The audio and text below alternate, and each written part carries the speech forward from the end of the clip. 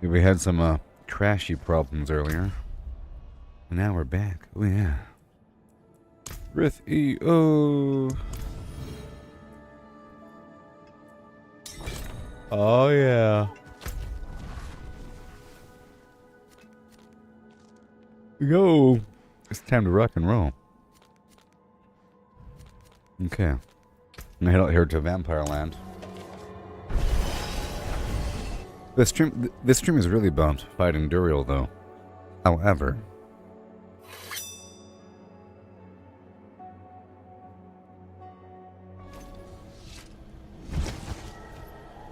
it just ended. Hilarious. I think I'm just going to try it out really quick. All by myself. As is. As is. I think I'm just gonna do it. I was saving it for other people, but whatever. Whatever. I'm just gonna do it. I think I'm okay. I'll be fine. Hey there, buddy. Oh, sorry. I invited you, then kicked you. Because, you know, yeah. I was saving the thing for Steve later on. But he's not here, and I would like to see how well I can handle this thing. I was going to go do some farming, and that's why I invited you, but I'm not going to be farming right now. Hence the title of the stream, because I gave the stream a title here. I just want to see how strong I am versus this guy alone.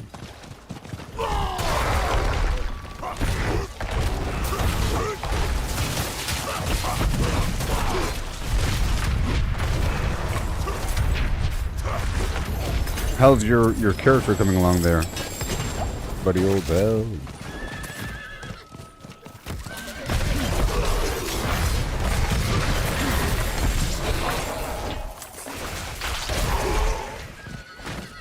Okay, here we go. So I'm just going to use some of this and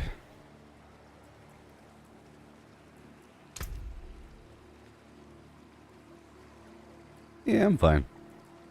I'm fine. You getting more picky about gear now? Nice. Nice.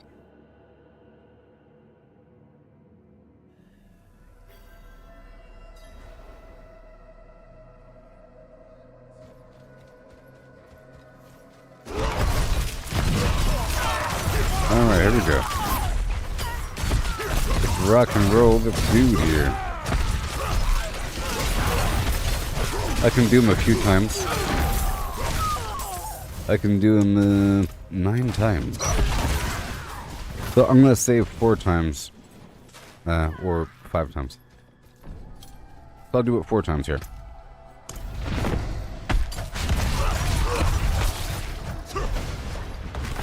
Here we go.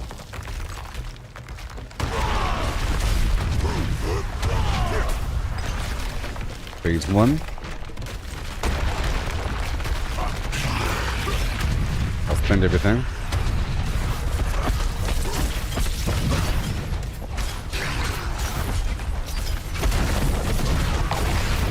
Here you go. Get some of this, get some of this. Spin him up, spin him up, spin him up, and go.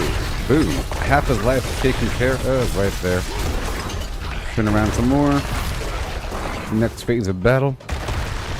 I'm ready to one-shot this baby.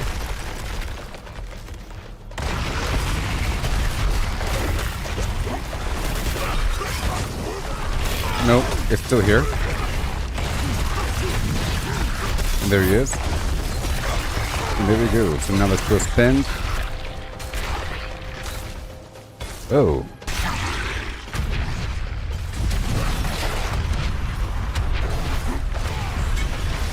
Nice chunk of damage there.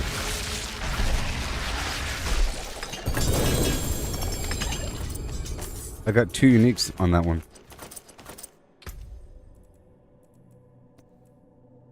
Oh.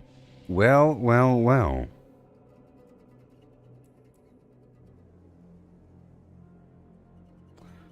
Up to a 25% chance to deal shadow damage to surrounding enemies and reduce their damage done. That's a good sword. I think this is a uber unique.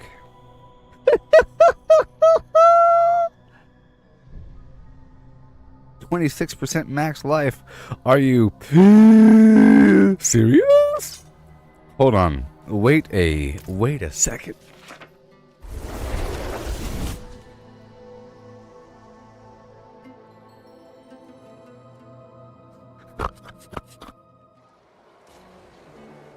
Wait a minute.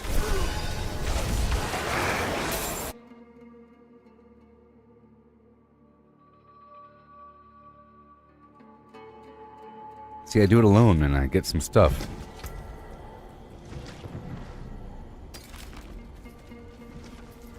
Wait a minute.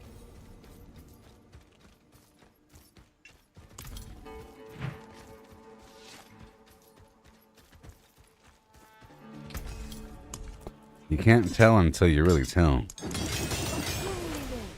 Use it well. 21, 250. Damage went up. I'm always scared about good items, you know, like a unique, whether or not my attack power went up or it went up. 26% extra damage. Core skill damage. Hey there, Dan. I just got myself this amazing item. An uber unique just now. I think. Maybe. Chance to heal? My goodness. A chance to deal a bunch of shadow damage. And reduce their damage. That's the important thing. My goodness. It's going to help me. It's going to help me. It's going to help me push further into dungeons because, geez. Extra damage reduction? Are you serious? Akarat's blessing on that one. Praise Akarat.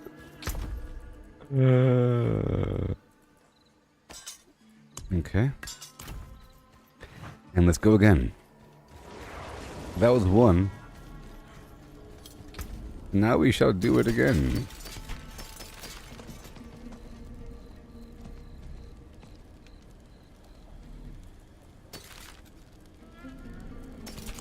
Let me sell this stuff first.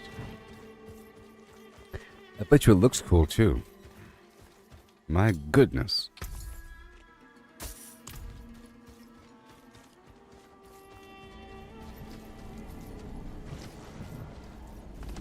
That was number one. I hope you all had delicious cranberry jam with whole cranberries inside.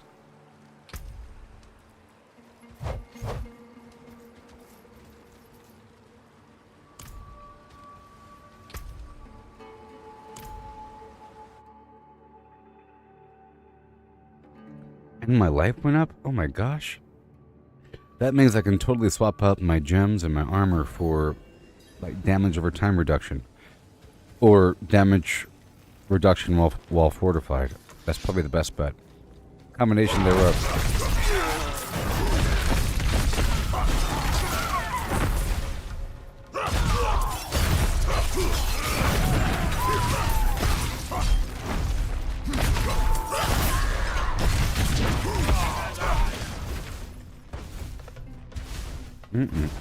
Toasty.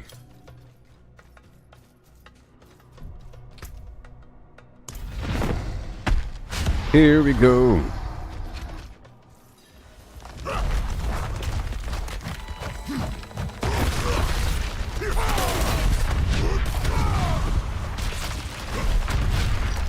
You got some Cracker Barrel? That's cool. You ordered some stuff from Cracker. I didn't know that they did that. That's cool. Nice chunk right there.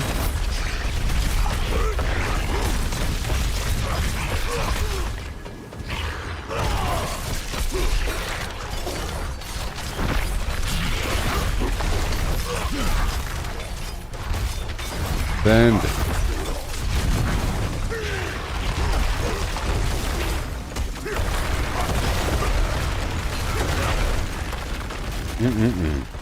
Yay!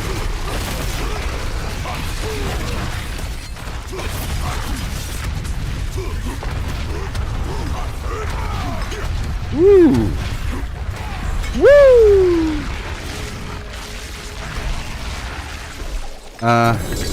They have individual meals there on Thanksgiving. Oh, that's cool. Well. Yay! I become that of Titans. Oh. I can't wait to get that next sword.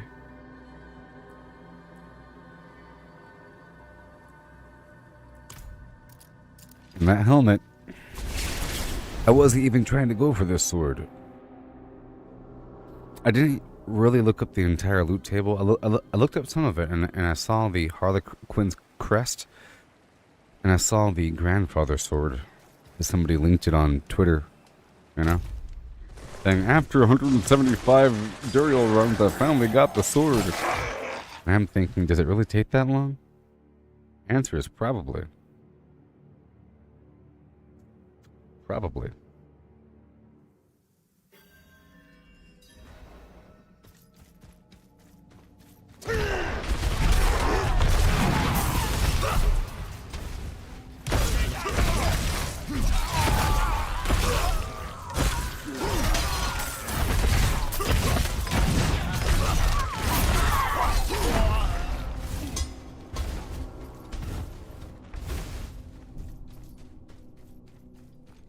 I gotta do one thing. Because I lost some thorns, I'm gonna pull back a tiny bit of this and put it right over there. Alright. Okay.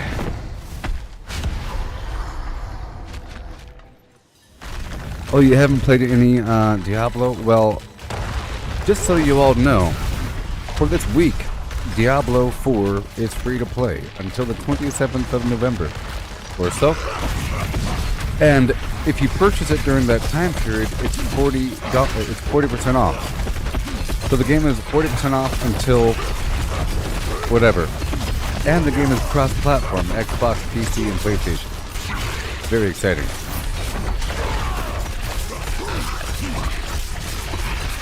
I mean, I really like it. There's like a lot going on.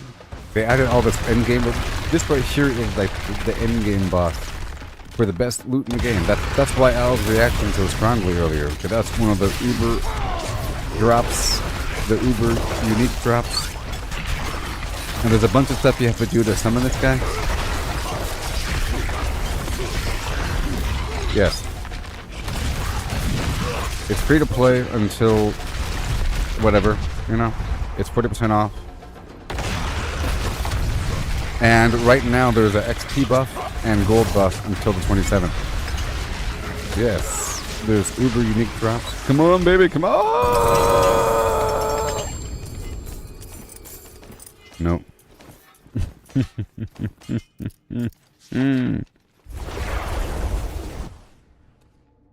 The game is so nice. Can't stand it. I'll show you whatever you want really quick. See, there's people standing outside of this spot here. This is where people come to do the boss fight. Here's the big old map, you know. Ooh-wee. A bunch of stuff happening. 5 different regions and everything. Alright, let's go back in. We're going in.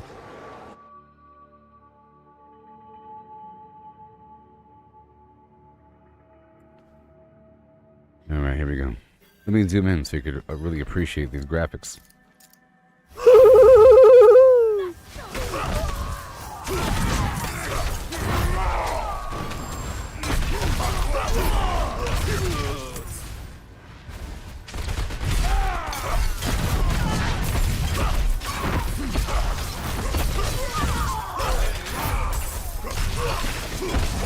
And the game plays very well with keyboard or like keyboard, mouse, or controller. In fact, many people prefer controller. So, you know, some people even prefer controller. I'm using keyboard and mouse, as you can see. So like 76 as far as an online game goes? Yeah, pretty much. Yeah. Like with stuff happening. Like in Fallout 76, you have maybe a world boss going on because someone did something to initiate. Like in this case, so what do you have to do to initiate a world boss in Fallout 76? Launch a nuke and so forth. Crazy stuff. This one you have to get these parts after doing a bunch of stuff. You get these parts and then you summon the boss in this location. Or in some other location, or some other location. But that's sort of brand new.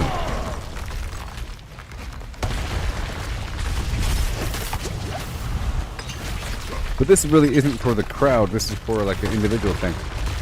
The world boss in Fallout 76 is more like a world boss in this game. This really isn't a world boss. This is more like an Uber boss, whatever you want to call it, like endgame boss. World bosses appear on the map, and anybody can go to them, and there's like a bunch of people. This is like a dungeon, which is only my party. This is only my party. You see like right now? Oh, I can't show you. There's a world boss about to spawn, which is like a really big... This is like a small boss, you know? But this is the best boss. This is the best boss, but he's small in stature. And it's a really cool fight.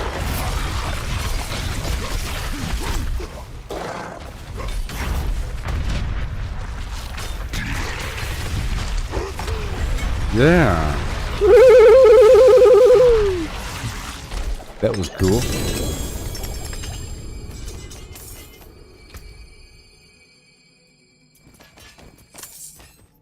Awesome, now I have to go back to town. Yes, there's much bigger bosses. There's a series of bosses that spawn around the map, and the game makes a big deal about it. One's about to spawn eventually in 13 minutes. Right here, you see? But right now there is a Helltide, so I'll go ahead and do that. I'm detouring from the Duriel boss fight for a moment. I'm kind of full on inventory, and I'll come back to it in just a second. The overall process to fight that guy is pretty cool. You have to, like I said, spend some material. I'll make it really quick. You have to have the shards of agony and the mucus slick egg. To get the egg, you have to kill this other boss named Varshan. To kill that boss, you have to have a series of other body parts that you get through doing a variety of activities. You get random body parts after turning in your, say, bounties to the bounty board, which is really the Tree of Whispers. You see, you have these grim favors that you complete. After 10, you turn them in at this tree, and you get a reward cache with a bunch of random stuff in there. Amongst the stuff would be random body parts. A heart, hand, femur, head. You know, you combine all that together and you spawn a boss, and then you get an egg out of it. You need 2 eggs to fight that guy I just killed, plus 2 of these shards of agony. To get the shards of agony, it says, merged in the gaping crevasse in southern Kazakhstan with the mucus slick egg to summon a powerful enemy. Duriel requires 2. So you get this. It doesn't even tell you how to get it, by the way. It's like a mystery. You have to get the living steel.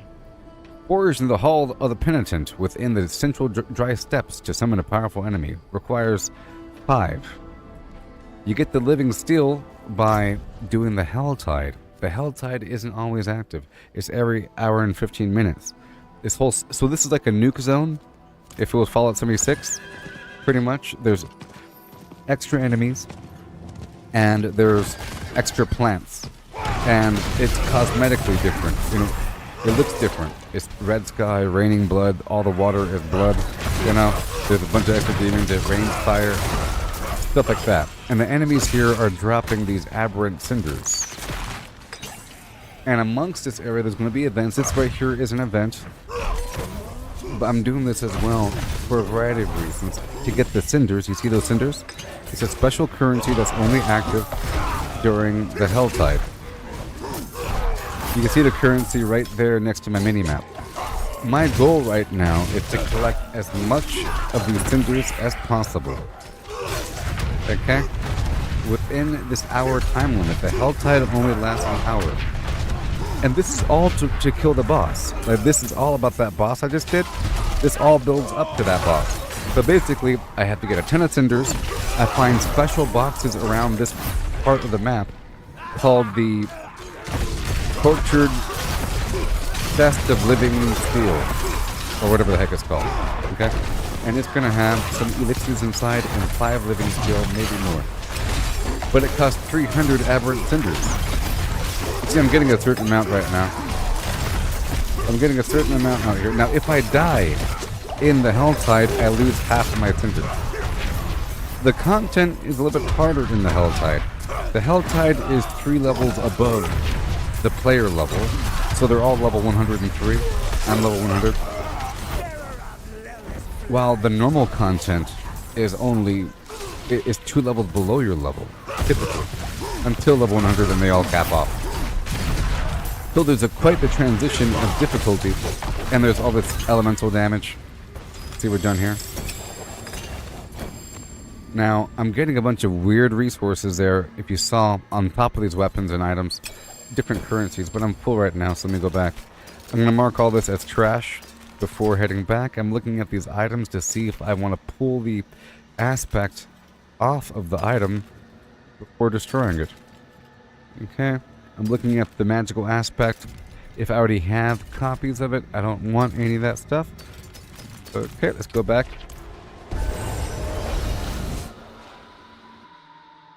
So, I'm trying to get the living steel. It costs 5 living steel to spawn a boss named Grigory, and he drops the Shards of Agony. You have to kill him twice to fight Duriel once, because he drops 1 at a time. So that costs 10 steel, so I have to open up at least 2 of those boxes, and I have an hour, and you have to get a bunch of stuff.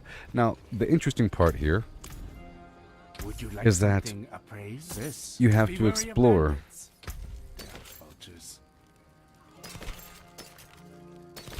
You have to... I'm bookmarking those items for later on. The good stuff goes in the box. You have to explore because the boxes aren't marked. Some of them aren't marked. Some of them are. I'll show you once I return. So you have an hour to collect all this stuff. And there's, let's just say, 3 or so of the good boxes and a bunch of other boxes. Now, if I look at the map right here...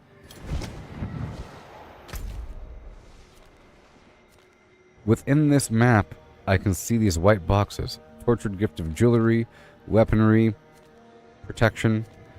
I know that the protection boxes are worth 75, or they cost 75. The weapon could be 125 or 150, depending on if it's one-handed or two-handed. The jewelry can be 75 or 125, if it's a ring or amulet.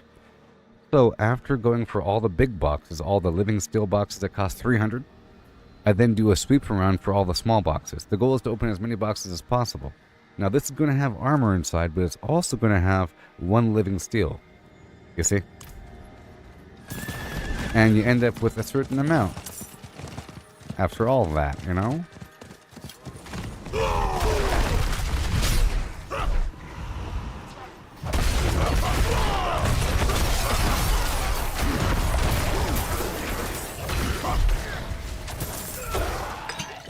And I have a short time frame, so I have to rush.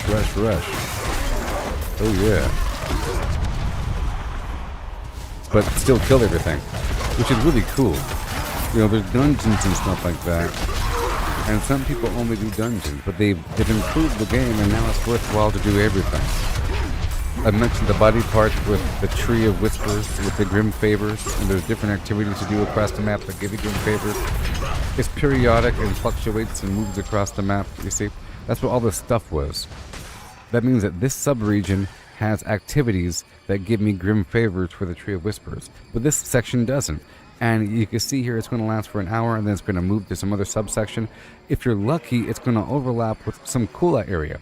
For example, this spot over here in this upper region of the Helltide has Tree of Whispers missions, so I'm going to head over there very soon. Right now. In fact, I'm going to teleport across to this other spot and then loop back around. It's in my best interest. Hey there, Chris. It's in my best interest to start across the way.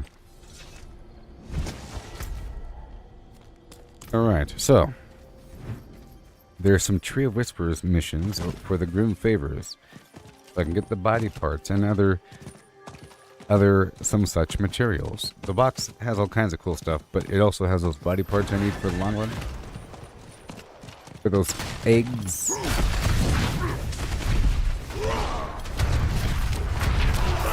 See, I'm getting extra credit for what I'm doing. You can see below the mini-map, the little thing popping up. It says I have to kill 50 of the bandits. I have to collect 100 of these orange motes. This is what a Tree of Whispers activity would normally be. But it just so happens to overlap with the Helltide. So you're getting super extra credit, you know? A Grim Favor, oh no. Grim like Ben. Someone's going to patrol around the area here, you know, and then turn in these motes, and then go over here. There should be an event over here, and an event over there.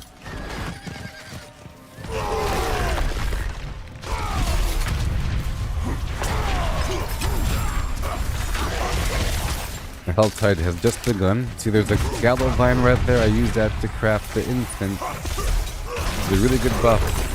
They're farmables for the long run. If this game didn't have this much depth, then you might just level a character up, get it nice and strong, and then make another character. You know? But there's lots of stuff to do. And that gear from that one dude is pretty hard to get, pretty rare. And I love the fact I have this sword now. It probably really increases my effectiveness. I'm just not really appreciating it. I have a whole lot of life now, which is well above my 20,000 standard, which means I can drop my life and then move some points around my Paragon board. Here, if you're still watching, I'll show you the skill tree just for a millisecond.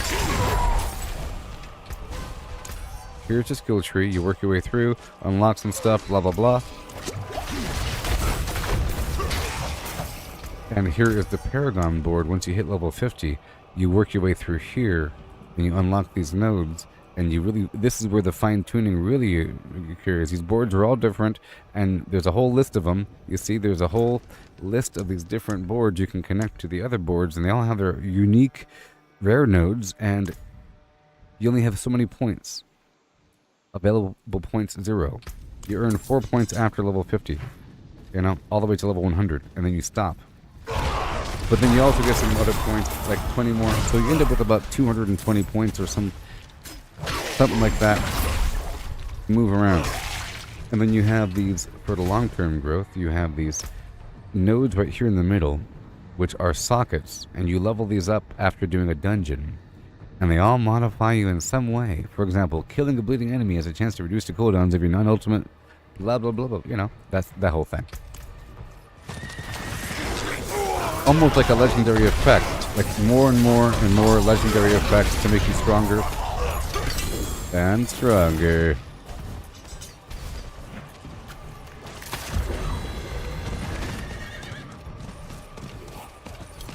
Here we go. You sort of traveling across. Alright, I already have all the motes, so I'm going to go turn in these motes. I'm knocking out the Tree of Whispers while I'm in the Helltide. I've already took care of one mission to kill those bandits.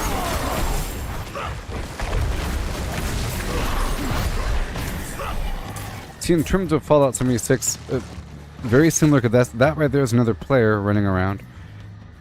You wouldn't really call Fallout 76 an MMORPG because the player count within any given game isn't 200 or something, or 1,000. In this one, I don't even know how many hypothetical players are in the world because of how it works. There's a whole lot of them. I don't know. I don't know how many I've seen at one time. Like a lot. Doesn't seem to be a limit. I don't even know.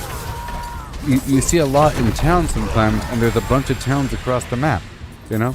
You see a lot at a world boss, or at a Legion event, or this or that, or this or that, you know? Here or there, and there's probably a bunch of players within this zone, but also in that zone, and that zone, and that zone. and you don't know until you go.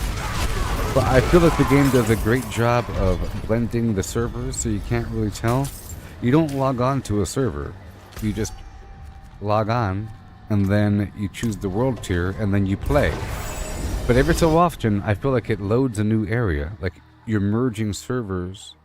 For example, if there is a Legion event, and I ride across the map, the second I turn around that last corner, the game kind of stalls for a split second, and suddenly there's a bunch of other horses next to me. Okay, there's a world boss starting now.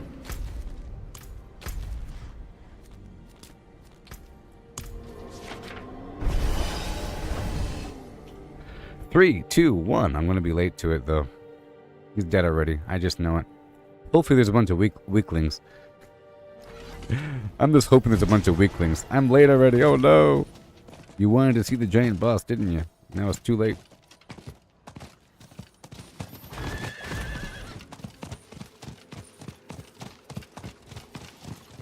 Am I late?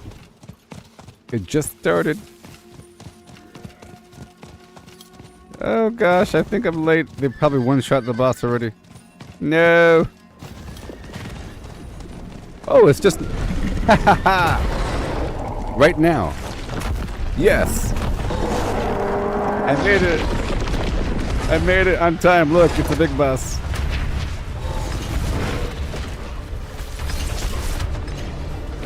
Woo! All these strong people, though. See?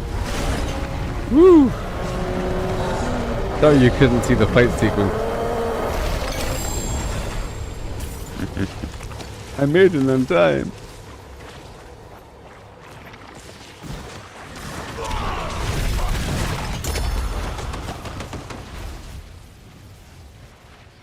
Alright. And now we go back down to the Tree of Whispers. And while I'm there, I'll knock out Varshan twice. He's another boss. And it's how you get the eggs to then spawn the other boss. So I do it every so often, you know? Or I try to. Every so often I'll knock it out, or I'll knock it out twice. You know, back to back. It is done. See that box right there? If I wasn't level 100, that would be like 1,000,000 XP every time that you turn in that thing. And I get this nice reward box full of stuff. And in there, there's a couple body parts. You see? And you're supposed to sort of govern your gameplay to knock out that Tree of Whispers rotation as much as possible. Different things around the map give you different grim favors, including that world boss. But I was already full before doing the world boss, so I missed out on potential extra grim favors. I was in the process of turning it in, but I left right away to go make it in time. So here is another boss.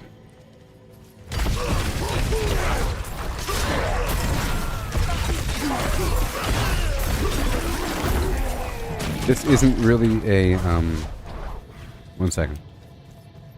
This isn't a dungeon, it's just like a little walkway. Normally,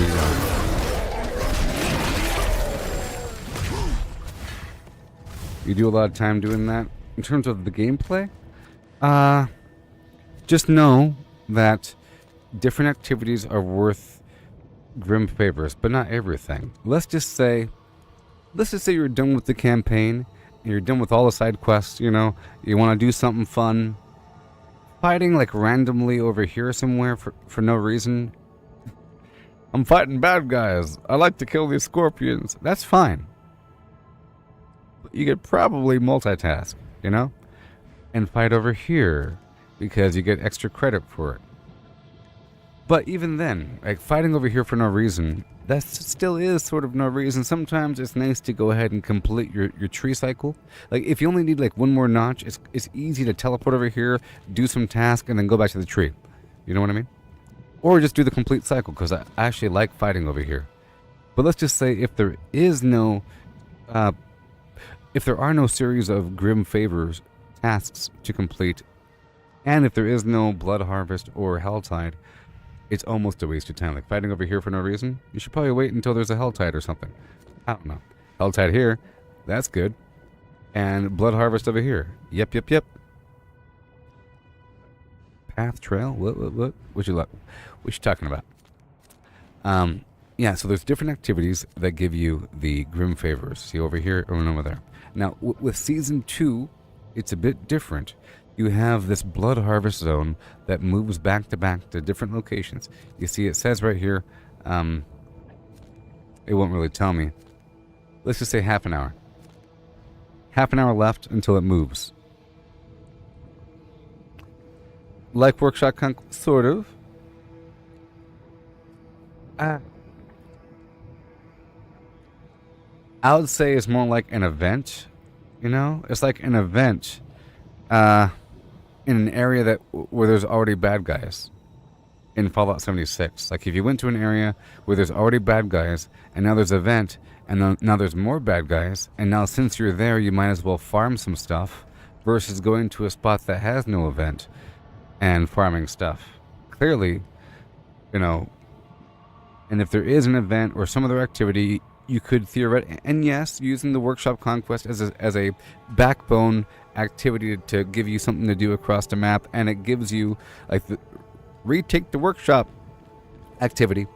So here in Season 2 of Diablo 4, you have this Blood Harvest Zone, and it's really important, okay? It only takes 10 Grim Favors to turn in at the tree. But every time that there is a blood harvest, there are 3 activities. When added together, equals 11 Grim Favors. So you will always be able to turn in at the tree if you go to the blood harvest. And there's a ton of bad guys here, and a ton of other weird stuff. I was showing you the Helltide because it's important to do for the Living Steel to then spawn this other boss, to then spawn another boss, to get the good stuff. Hence the title of the stream. And this is a temporary thing, so it takes priority, you know?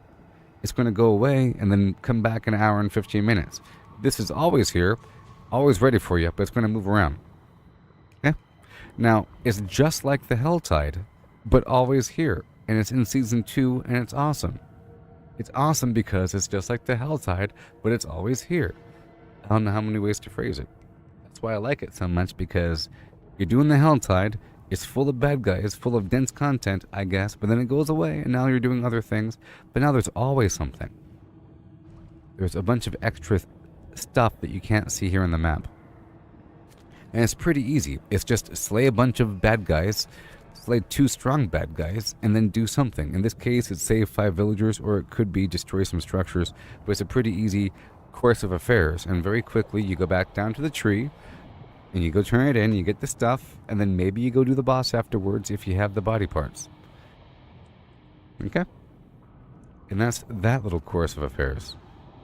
But then whenever you're done with that, and whenever you're done with this,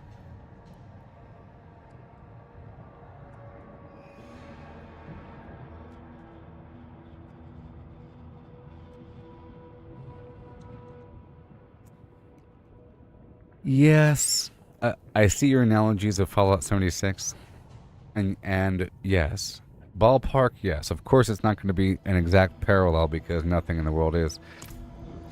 I'm just going to go ahead and say yes. I'm going to go yes. Like in during the Meat Week event, you have this primary node, i.e., the Tree of Whispers, and then you have the Primal Cuts activities that are marked around the map. It could be here, it could be there. You're waiting for it. Whenever you're done with it, you're doing something else, waiting for the next rotation, but you're kind of using that as a guidance around the map. Yeah. Yes, but a much grander scale and much more subtle. Because, for example, it's stuff you're already doing. For example, if I was over here in the Yelesna area with the mindset of picking flowers, just like with Fallout 76, there's firecracker berries and so forth that you need for some really important consumables, depending on how you play. It's important for XP and for target acquisition to get berry mintas. In this case, there's an instance I can craft that gives me plus 40 all stats, but it requires bite berry, like 20 at a time. And the bite berry are only within this zone. And after exploring a lot, I realized that this section of the map is dense with bite berry, especially in the circle right here. What I realized is around the edges of the map, as you can see kind of how the game looks, around all these edges you'll find plants.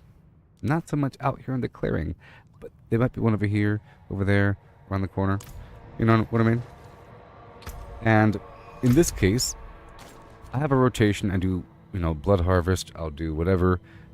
The Tree of Whispers, do the boss for a bit. After I'm done with that, in between every so often, I purposely pick a couple extra flowers. Just like a Berry Mentats run or a lead run. You have to do something like that in this game. But I sort of wait until there is a Tree of Whispers rotation. So in this case, there's a Tree of Whispers rotation, and it's going to last for an hour, but then it's going to be someplace else. You sort of wait for the, hey, it's perfect timing, I get double credit. So, in this case, it's just, you get extra credit for doing what you're already doing. It's not almost, so, nothing extra spawns, you just get extra credit. There's a couple of extra things that spawn. There's like a dead body that you have to click on. It spawns extra bad guys, but this cellar is always there, but now you get extra credit for it. This dungeon is always there, but now you get extra credit for it, These werewolves are always there, but now you have to kill 30 of them. And this is an event location. And now it's showing you the event location. There's an event location over here as well, but you're not getting credit for that one, There's an event location right here, but you're not getting extra credit for that. You get credit for events. It goes, boom, event complete, reward box, a bunch of money and stuff, but you're not getting grim favors. So every so often you get extra credit, and it focuses players into an area, because all the players see this, so you end up with more players around a certain area. It's a lovely idea. So you just get extra credit for doing things every so often, and every so often that extra credit overlaps with some other beneficial extra credit thing, Enemies here drop aberrant cinders. Enemies here drop blood lures. I'll show you after I kill this boss. Like George Bush.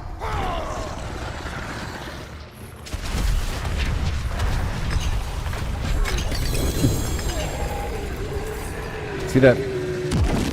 I'm very strong. So, I'm going to go down here to the blood harvest for a second, just so that we're on the same page. It's really cool. It's really cool. There's a couple really amazing activities out here that allow for a person to level up quickly and get tons of loot. It's the blood harvest, which is new for Season 2. Like I said, it's awesome. Season 2 thing. I'll do in the Helltide because it takes priority, but right now we're in lecture time.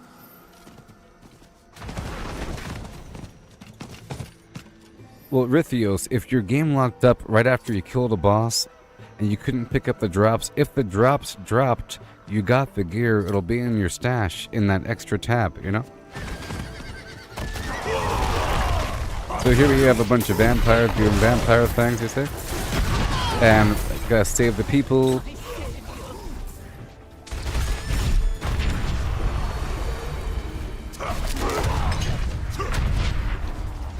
Yeah. Let's see. You can see in the minimap those dots are red because that's part of the mission. So I'm gonna see if I can show you the big loot moment. So the enemies here, I'll show you how often they drop the blood lures. See, there's one blood lure. That's how often they drop the blood lures. Okay, that's the ratio. Look, another blood lure. That's the ratio. Congratulations. Alright, so it's not all that often. Blood lures. What are the blood lures for? Great question. Let me show you.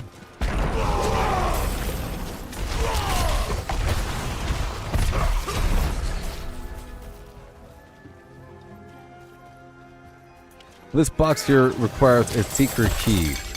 And look, there's 2 blood lures inside. Wow. The secret keys are dropped off the blood seekers. The blood seekers come after you perform enough activity within the blood harvest. Or you can summon them directly through a couple of different means. With the blood lures, you have these sanguine altars, and that lets you instantly spawn some blood seekers.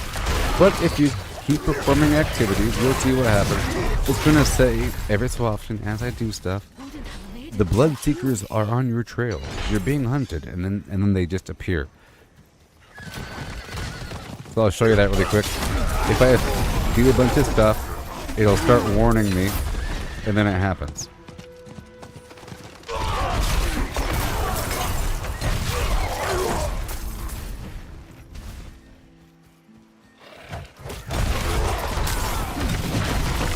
It'll warn me pretty soon.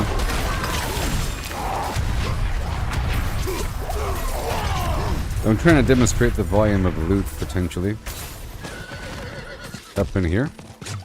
You see, you got these plants. Every zone, every region of the game has their own plants. I mentioned Fractured Peaks has the biteberry. Well, the Dry Steppes, which is where I am, has the redamine.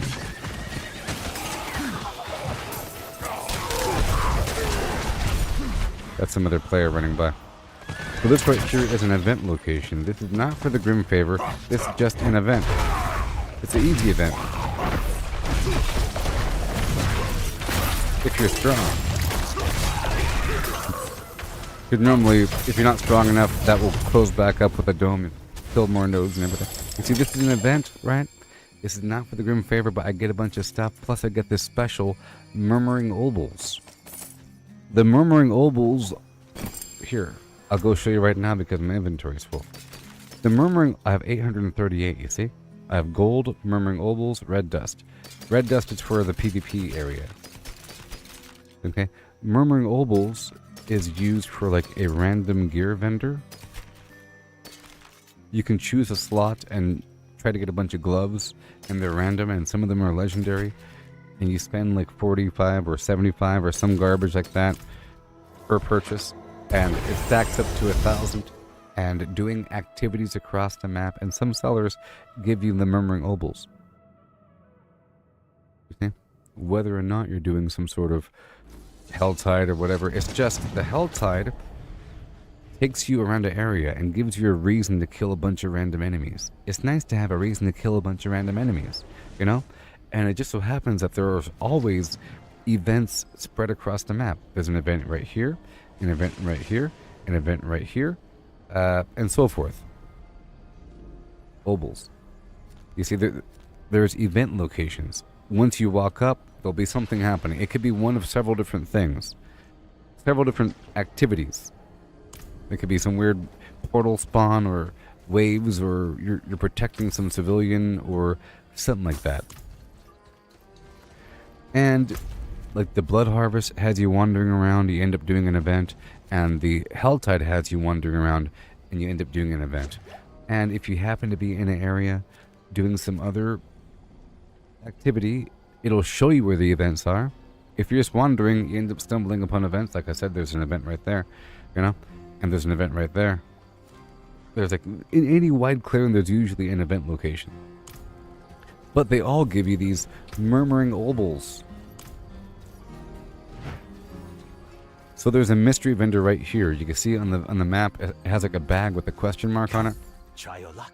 Different slots, different gear. See, there's axe, sword, mace, 200, whatever the heck it is.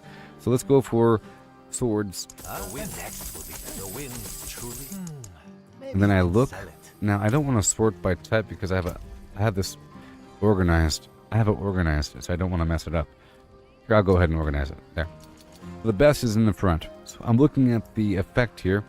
Berserk fire damage, I already have that. I'm looking at the effect here. Distant enemies have a chance to be stunned. I don't want the sacred stuff. It's lower quality, and everything else will be destroyed. And I'll reorganize my inventory. They have this little area partitioned over, so I don't accidentally click on it.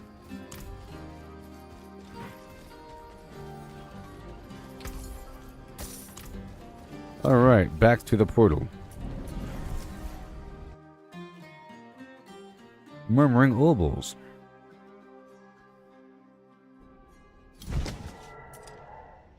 Alright. Back to what we're doing. So we have to slay the Blood Reavers, kill the Blood Seekers, and save 2 more villagers.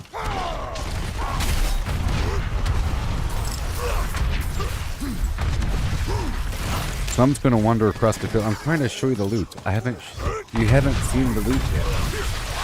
Don't go away. You want to see the loot. Besides these little boxes everywhere. You still haven't seen. I'm looking for the blood siphon. It's really impressive. It's really, really impressive. I can't stand how impressive it actually is. There's a area you have to go to. It's different spots. It's in the blood harvest. It moves around. And there's a node you have to click on, and you can't leave a perimeter circle. If you leave the circle, it's over. If you stay in the circle, it drains your life every second. And it gets worse and worse and worse and gets really bad, and you have to have a lot of life, and you're spamming potions, but it's still not enough, and then you die. But what I realized is if you're strong enough, you can live. And if you live, there's so much loot because so many enemies are spawning. It's not just you have to stay around the circle, you know. It's the fact that a lot of enemies are spawning during that time, and there's a lot of elites that you have to kind of fight, but you can't leave the circle, and they're right outside the circle, and they have protective domes, and it sucks. So I'm just going to go around for a second.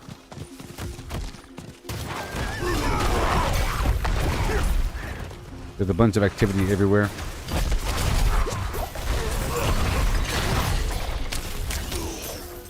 Couldn't have made it without. No.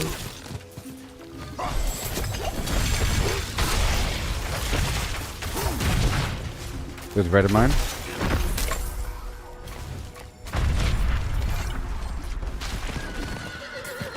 Now here's a cellar, you know. The cellar is like a tiny one-room dungeon with... It's basically a tiny event inside of a single room. Whereas a dungeon is like a big old dungeon. This is just a single room with a little event. It could be one of several different activities. In this case, just purge the cellar. It's really easy. However, if you're weak, these rooms are really hard because you're in a tight space, and those guys are all poisonous, vampiric, fast, and they leap around the room, you know? And it'd be really hard to survive in this sort of tight environment. Sometimes there's enemies that charge you, slam against the wall, explode when they die. So having a tight space is kind of rough until you get stronger. I'm looking for this stupid blood siphon so I could show you. 1 second, there's a treasure goblin.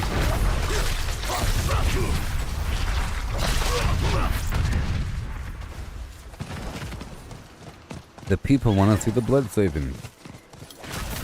Alright, so I'll take my pants off and put these other pants on. It's time to show the people the blood siphon of yore. Oh boy. Prepare to become impressed.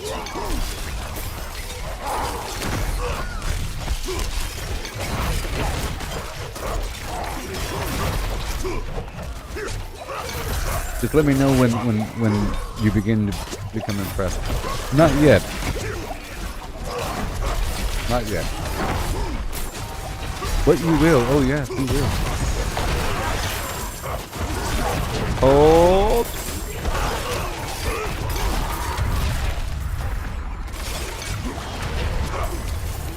Those guys right there are really strong. And they're like right outside the edge of the circle. Oh, this is not the time to be impressed yet, okay? This is not the time. In a couple seconds. Give it 15 seconds and, oh yeah, oh my gosh, you're gonna be so, not yet, not yet, not yet, you're gonna be, not yet, It's still, ooh, almost, how about now? 1 sec, 1 sec, 1 sec, 1 sec, 1 sec, almost. Almost. Yep.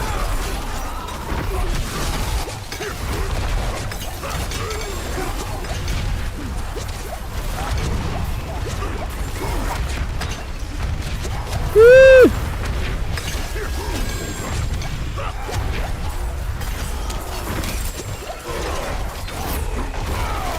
There it is.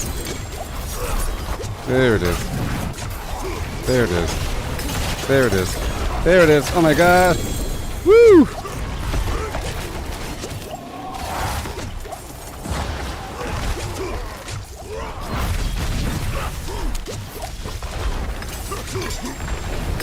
Okay. I thought you said you like loot. You don't like loot? What's happening here? I survived. You see, you can make it through. It just gets really bad towards the end then. And now I gotta pick up all this loot? Jeez.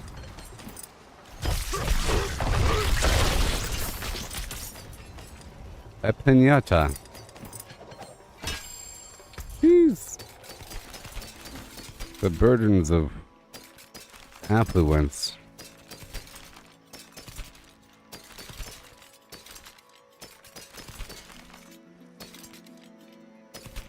Alright, here we go. I gotta do a couple of rotations to go sell this stuff. I'm trying to earn 1 billion gold. Maybe today.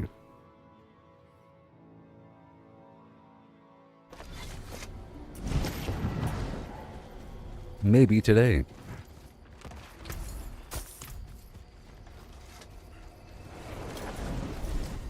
All these people hanging out. Tell you what.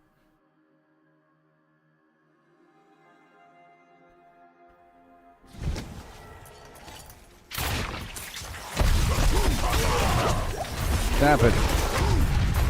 I'm trying to pick up some loot over here. In case you don't know, the Alt button hides or makes the loot visible. If you can't see the words, you press the Alt button. Yeah, so that's a blood siphon, and it's awesome. And it's out there, and I found it, and we did it. We got a bunch of loot. So we're really trying to complete these. See, I just did it. And now, I just rescued the final dude, and now the Tree of Whispers activities are done again. You see?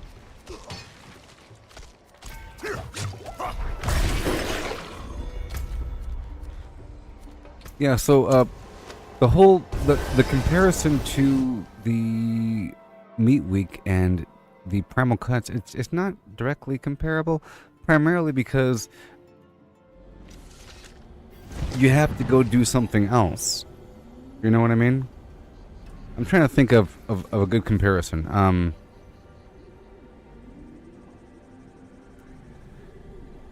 You know how for a time period you get extra stuff in Fallout 76, like where the collectrons give you the presents, and then sometimes events will give you more stuff. For whatever reason. Like stuff you're already doing gives you more, as opposed to having to do something else. I know. But because then it might seem like it's a chore versus making sure to go back to the tree to get credit for what you've done. You see, every so often you have to go to the tree. It's like a cycle thing, you know, versus a well, if you're doing it appropriately, if you're doing it properly in this Diablo. In previous Diablos, it was sort of like a separate thing. There's like a bulletin board with a couple bounties. You go do the bounties for a little reward box. But now I feel like it's really interwoven into the structure of the game. Sort of. Probably even more in the future. It's just these body parts.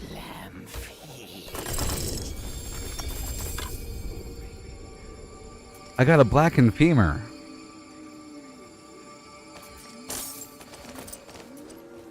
I got a blackened femur. Yeah.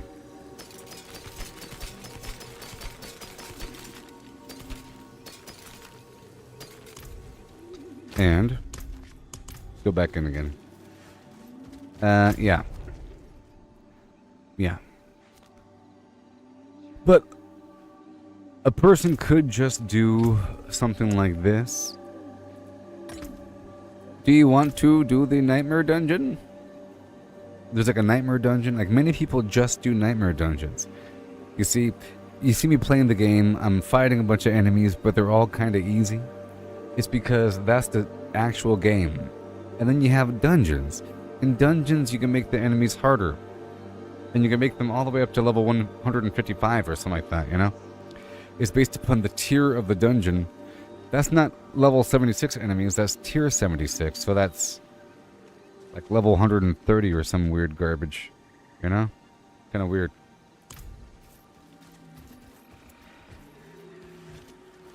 something weird like that. So many people, for progression's sake, before they added all this extra content, the main thing was to just do a bunch of nightmare dungeons back to back to back to back to back to back forever all day long, and then complain about doing dungeons all day long. It's almost like Fallout 76 with doing the Queen all day long and then complaining about it. The nightmare dungeons are made by players, sort of. The game, sort of. So just now when I opened up that reward cache, I got a bunch of stuff to include the body part, but I also got a nightmare dungeon sigil. I just showed it to you. It was tier 76. Okay? But the way it works is, it's kind of weird. I know this is the information overload stream. It says Jalal's Vigil, Nightmare Sigil. Ancestral Nightmare Sigil, tier 76. Transform this dungeon into a nightmare dungeon. Jalal's Vigil in Skosklen. Revives allowed for dungeon affixes. Positive. Reduce cooldowns on kill. Killing a monster reduces my cooldowns by 0.25 seconds. Negative. Lightning Storm. Lightning gathers above the player. Get into the production dome to avoid dying.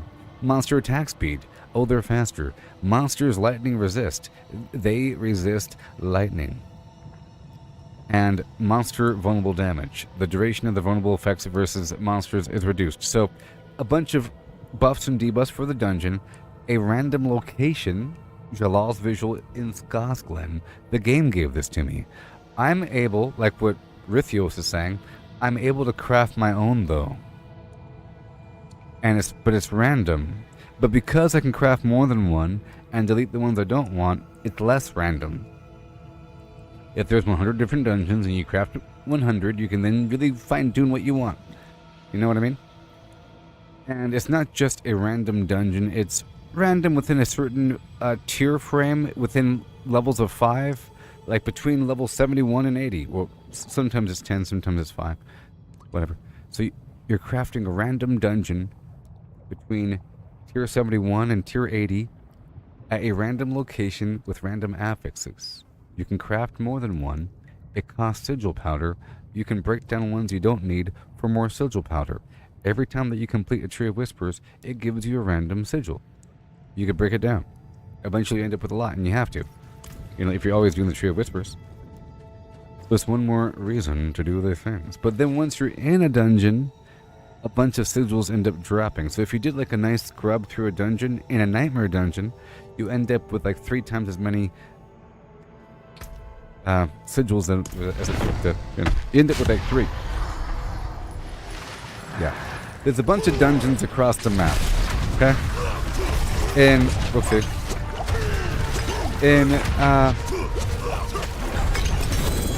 I don't think there were any dungeons in Diablo 3. You just had the map and you had different areas, and I guess you'd call it a dungeon. It's the Cathedral Depths level 3. You know, it's just a big map and it's randomized. And then you have the out map, and then you have the cellars, and then you have, like, you know, the jail level 2, right?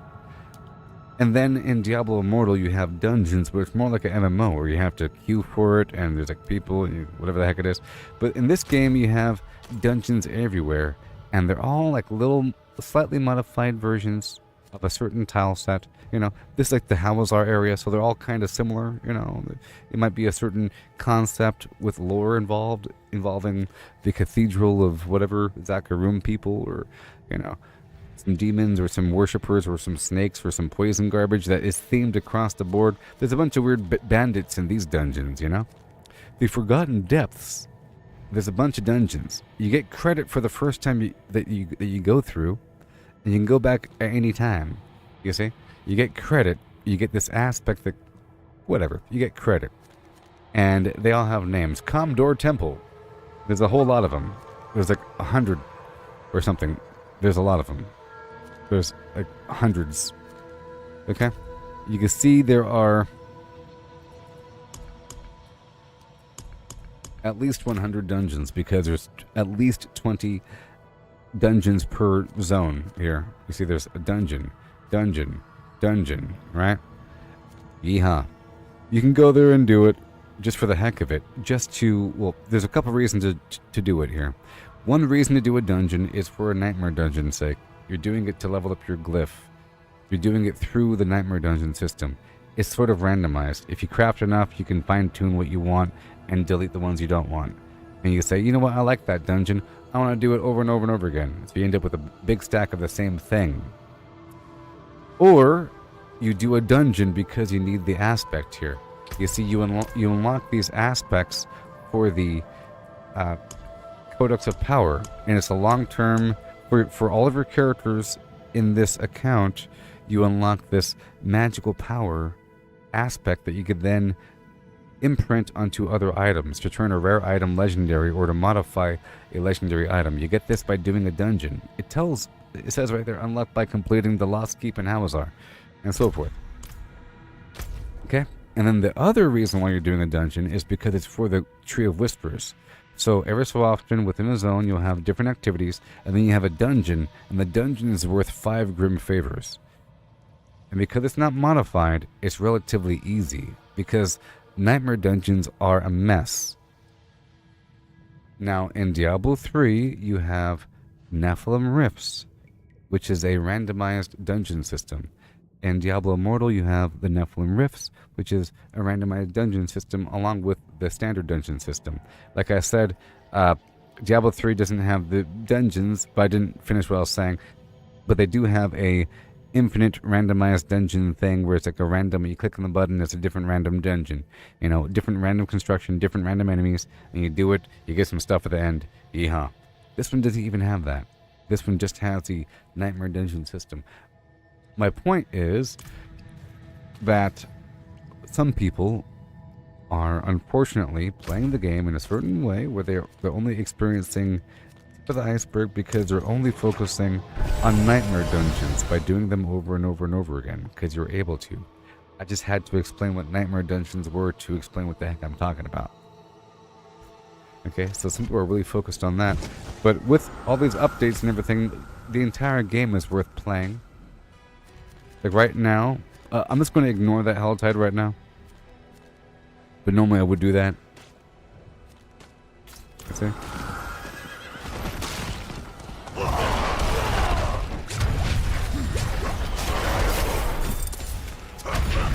But I really was in the middle of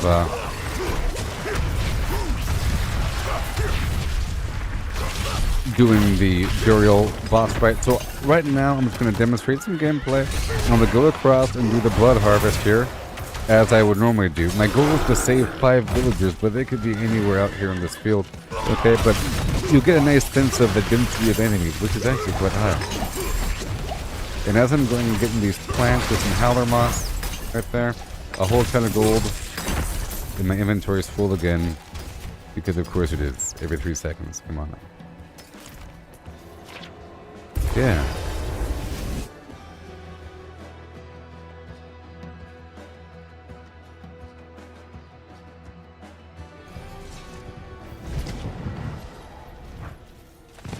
All these people here in town. Just so you see, for a proper sense. Otherwise, it just seems like I'm clicking on random people. Like, how do I know where to go to? It might seem all confusing, but it's not all that much. You can see here in the main map, you have different icons, the blacksmith, different vendors for stuff. There's a alchemist and the cultist and whatever. Icons. So it's not that crazy, okay? Even though it's pretty immersive in terms of the overall world and realism. You know, there's not a bunch of weird icons everywhere over people's heads until you move your mouse over it and you have to figure out. Wonders of sanctuary at your fingertips. How may I help you? These are like the alchemist for making incense. It's a big deal.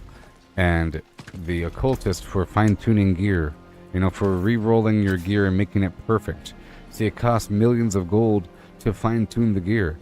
You see, you select one of these lines, one of these affix lines, and you keep re-rolling it until it's perfect. For example, this one ain't perfect. I'm going to do it again. I want a higher damage while berserking. Just to give you a certain sense of how much it's going to cost. because it's different options, but I want damage while berserking. Let's get that number higher. It can go all the way up to 21. Let's see how much it's going to cost to get it higher. Right now I'm at 923 million. I'm trying to get to 1 billion, but I'm going to waste some money just to show you what's up. Let's see how much it's going to cost. Let's find out. Watch out. See? Nope. Again. Nope. Again. 460,000. Nope. See, it's costing resources as well. Nope. Nope. 843,000. Oh no, all the money. 1 million. Nope. 1.2 million. Oh my gosh, what's happening? 1.4 million. 1.8 million. 2.1 million. 2.5 million. 2.9 million. 3.3 million. Oh my gosh. 3.7 million. 4.1 million.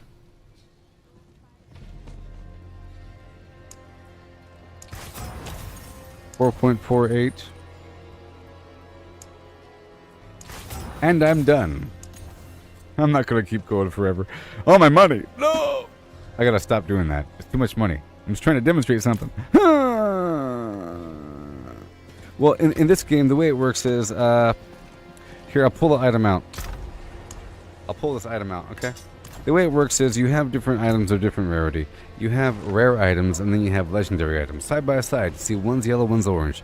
The rare item doesn't have this weird orange paragraph at the bottom, but the orange item does. Legendary items have a legendary aspect to them that gives a magical ability. For example, while berserking, you deal fire damage every second to surrounding enemies. It's an extra effect. I can make any rare item a legendary. Sort of like in Fallout 76, you can take an item and make it legendary, right? And it's kind of random, right? This one isn't random, necessarily. If you can imagine pulling a bloodied aspect off of a bloodied weapon and putting it on something else. You can't do that in Fallout 76. Right? If you can imagine pulling an aspect off of something, but in the process you destroy the item. In this game you have the option of pulling the aspect off and saving it. So, for example, in this box right here, I have these other aspects I pulled off of other gear. The gear is gone. I could put this on something else and turn it legendary. You see? You could imprint. You see, from my inventory. That, and it becomes legendary, and it costs money. Now, on top of that, you can also re-roll the weapon, which is what I was just doing. I was just spending money modifying the weapon.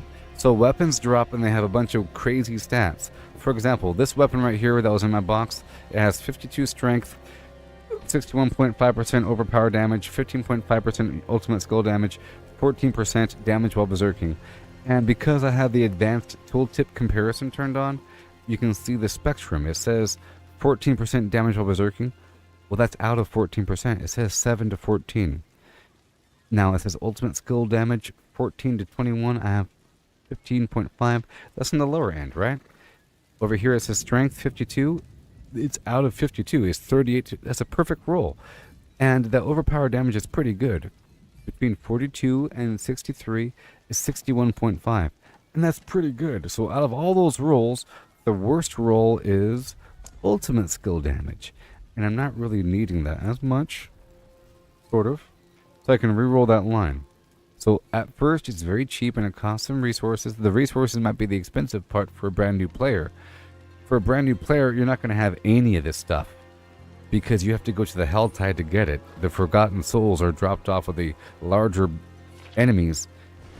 And through these little structures. It says found during the Helltide. And you need it to reroll items. Really important. So let's try to reroll this ultimate skill damage for 70,000 gold and a bunch of these other resources. I don't like what it says. Let's reroll it again. Look, 28% damage to injured enemies. Something like that. You get the idea. I can only roll one line. So in terms of gear customization, you could take an item, turn it legendary, you can modify one of the lines on the item. 70,000 gold? I just showed you millions. Didn't you just see me doing the thing a second ago where I was freaking out about spending too much money just through a demonstration? I was just trying to demonstrate something to you, and I spent like 40 million gold. I just spent like 30 million gold, actually, on one item, in case you were paying attention. I just spent 30 million gold. For example, this ring right here, it now costs 5.2 million gold to re-roll it.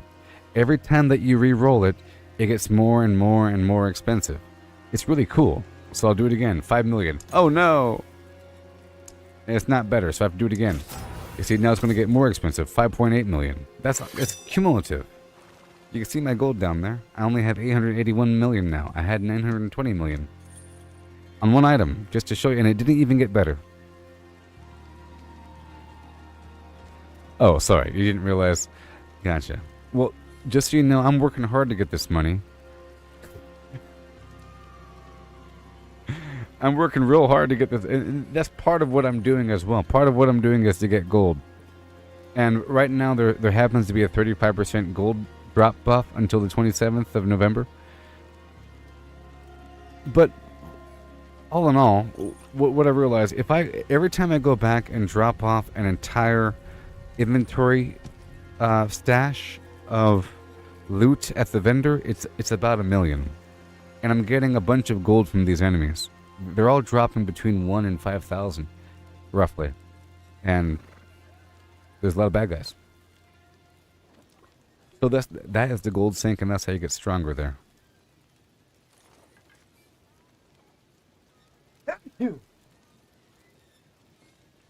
Yeah, that's how you get stronger with your items and everything.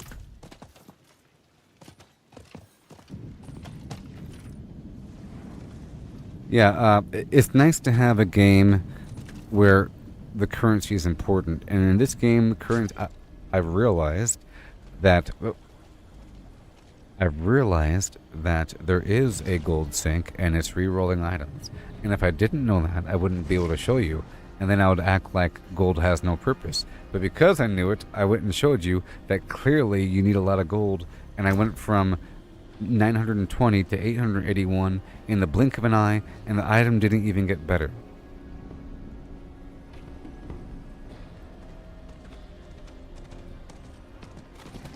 Well, every day I'm earning about 100 and something. I'm earning over 100 million gold if I play all day, roughly. And it's between selling items and breaking stuff down. See, this game has a nice interface. See right here? Normally, you should be breaking stuff down. And I'm selling stuff as a liberty. You know, it's like a liberty to be able to sell stuff. Normally, when you play this game, you want to come over here to the blacksmith, and you want to break everything down, you know, and you get materials, especially legendaries. For example, I'll do it now. Well, all junk, sure. You see, you get this really important material, some of it more rare than others, abstruse sigils and everything. But I've been playing for a bit, farming enemies, breaking stuff down constantly all day long, and now I have a lot of that stuff. I don't have to worry about it until I start to dip into it again. I have 5,800 clothing wards, 4,250 abstruse sigils, you know, and I only got one from that item. At a certain point, the gold's more valuable than breaking it down. Yes, you can trade and sell your stuff in this game, and people do it all the time in the trade channel. There's a trade channel, and you can, you see, trade, and a trade menu pops up, and you can throw stuff on the ground. So if I throw something on the ground, everybody else can see it, and it makes a sound effect, and it glows. You know what I mean? But you can't do it with legendary items, and you can't do it with unique items. But trading works well, and I've done it with people from the stream with a trade menu because it's a bit more organized. You can specify things. Yeah, you can't trade everything. You see, if it says account bound, you can't trade it. It's like World of Warcraft. You see down there it says account bound. But you can trade rares, and you can trade like this incense or elixirs and stuff like that. Yeah, and you can't trade the crafting material. You can't even see the crafting materials, you know? But you can trade the elixir to other people that you craft with it. You can't even see this stuff. You can't grab it out. You can't shift it over. I wish there was an auction house. That'd be cool. And of course my mount looks really cool, don't you think? So this is not paid for, you know? People are talking about the microtransactions like it's a bad thing. We all know, due to Fallout 76's existence, microtransactions gives the game motivation to make in-game cosmetics look vaguely similar in quality. You have to have some sort of in-game item that is comparable to the store, otherwise people will have no reason to do anything. So you have to have really cool backpacks and really cool things because there's a store. You know what I mean? Because there's a store. Now there's a store here, and they sell stuff, and maybe a tenth of the people outside have these items. If I could show you somebody that has something. Not me though. My point is that this looks really cool and it's not paid for. This is horse armor. And it's obtained by killing the butcher, which is like a weird boss that pops up while you're already in a dungeon. And he's kind of hard to kill. And then you have to get the item. And this fire horse I got the other day from that Duriel dude. Yes. So I want to show you the cosmetic area really quick. You see how cool this looks? Oh my gosh. Oh my gosh. And you can fine-tune these things.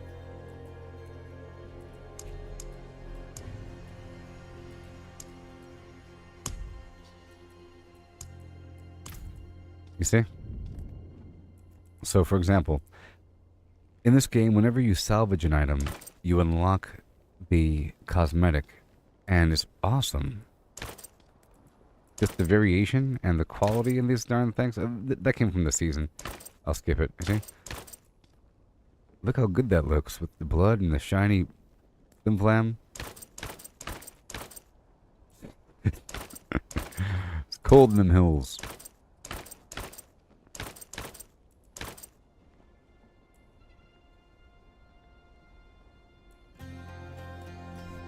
What the heck? Oh yeah, we got some. That's right. We got something for free. We got this for free. That's right. Look at those horns. Loki horns over here.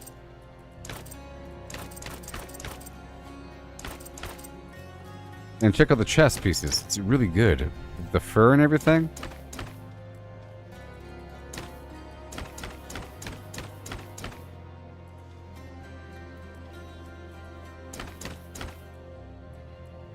So, we got this free cosmetic from this blood drive. This right here. Oh my gosh.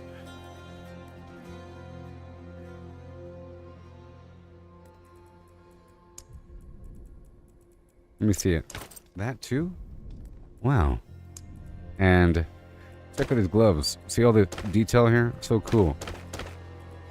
And you can color everything. You can like apply a color to everything. You see? Or to individual items.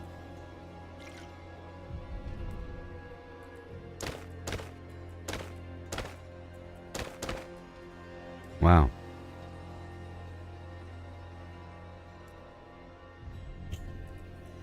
I just want to see what that set looks like. Huzzah!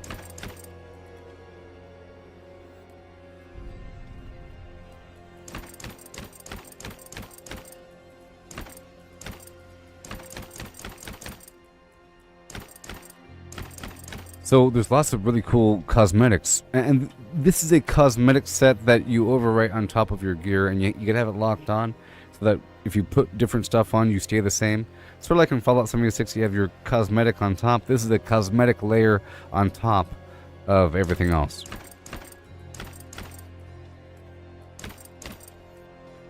Good old Barb mini skirts. So where is this? A little pouch. It's pretty good. Some boots. The boots might do something involving blood. Uh-huh. And then you have like this weird back slot, you see? In my case, we're using this puppy dog in the pre-order. It's really... you can assign the kind of weapon that you're using. You know, you unlock it. Including if you salvage a legendary item, you unlock the skin forever. Really cool. And then over here, discard everything. You get your death animation and everything. Portal. Discard. Okay. And then, here, I'll show you the stable really quick. Let's just show you the stable.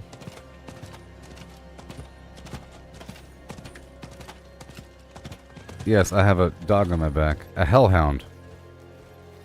See him? And if you were to get really close, he's actually animated right now. He's sleeping. He's animated. Yeah. That's from the pre-order. And here's the stable master. Ooh, yeah. Let me take off this armor. You see, you end up with a bunch of different horses over time. That thing I just got. I've unlocked this zombie horse by killing a treasure goblin. Normal horses, weird veiny horse, Dalmatian horse. Little blood on the bottom, brand right there, you know.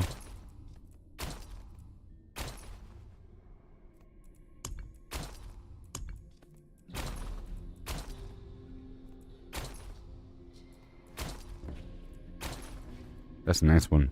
It's like gelatinous, you know? Semi-translucent. With flower petals. That's from the pre-order as well. And this is a free horse that came from something. Nice face there. But I'm using that one. See, there's different armor. Oh yeah. Oh yeah. Oh yeah. You unlock this stuff by killing world bosses and stuff like that. It's like possible drops. You get some pretty cool mount armor. You know, there's a mount armor, the mount itself, and there's the horse, the mount armor, and then the trophy that goes on the side that you unlock over time.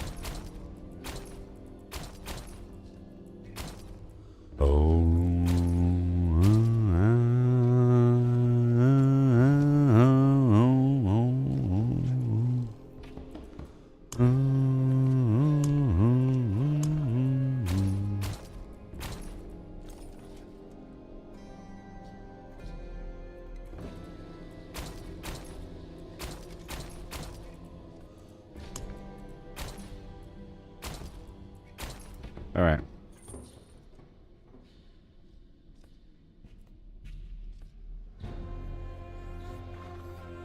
Oh, you get the butcher's cleaver? Nice. You mean that thing right there?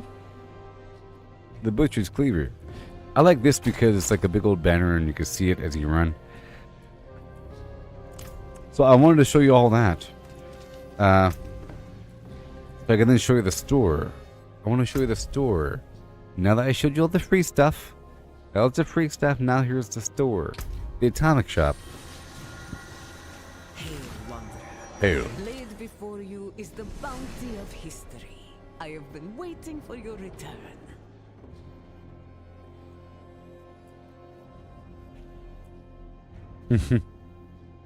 A baby polar bear. Weird fire back slots. Oh yeah. Free? What the heck are we talking? Free? Sound selection. Free?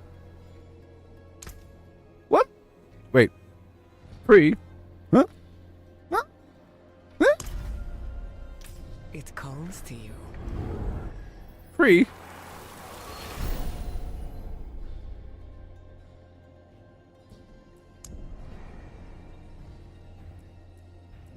Oh, there's a sale right now. Black Friday. Black Friday sale. A baby goat? Oh my gosh. A powerful calling. This is for a necromancer. Jeez. It's nuts right there. That's a bold choice.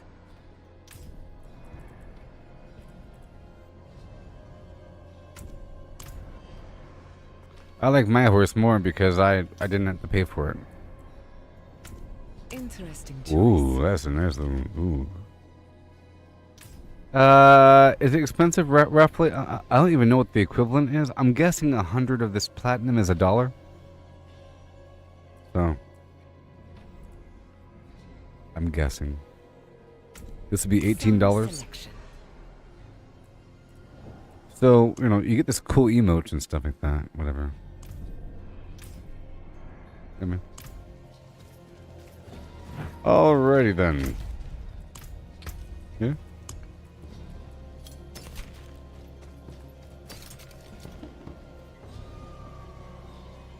Lesson completed. I'm happy that I got this Doombringer sword. It's amazing. 41% max life. Nuts. Nuts, I tell you.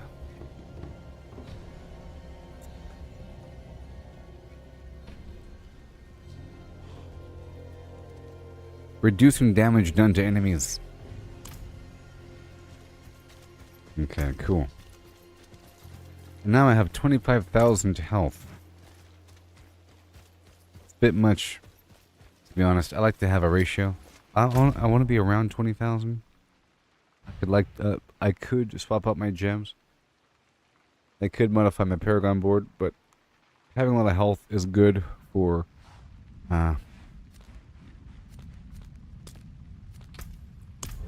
you know. It's good for overpower damage and for the hemomancy ability, if I were to use that. I'm not using it. I probably am using it right now. So now we'll be doing more Duriel fights. I had to, you know, explain how the game worked to the people.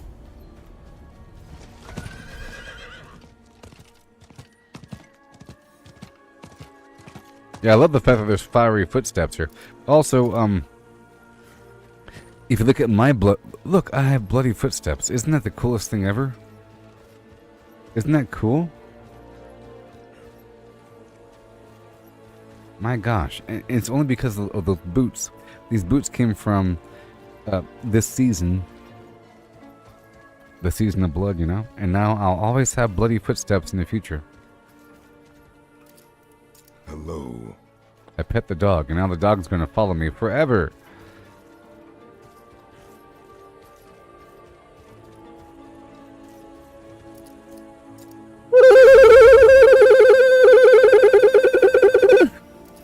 There's no emotes though, or sorry, there's no dancing. But they have a bunch of different animated things. Squeeze that blood up, yeah, like Ozzy Osbourne. There's a bunch of voice emotes. It's pretty cool. Well done. You know, goodbye. Till our roads cross again. That was a bat.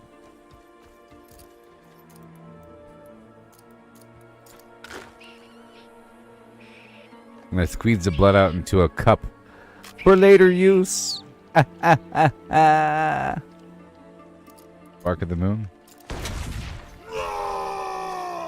It's cool. Dead. Dead. You have made a grave mistake this day. Okay, so now it's time.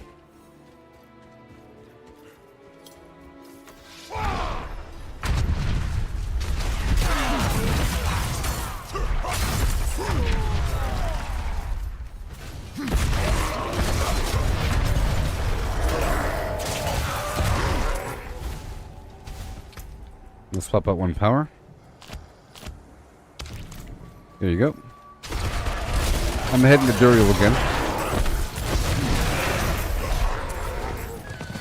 Yeah.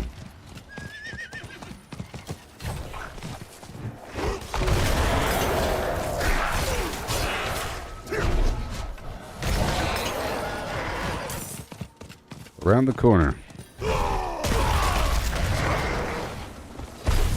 in an event. And the graphics sure are better at daytime. Tell you what, it's so dark all the time. Well, that's what the people wanted.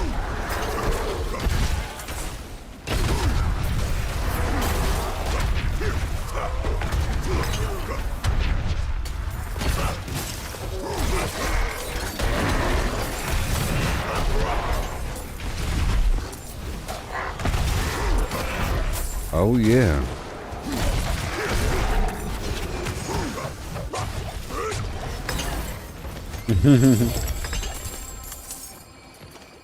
Yeah, this game is awesome. Can't stand it. I sort of like that new helmet though.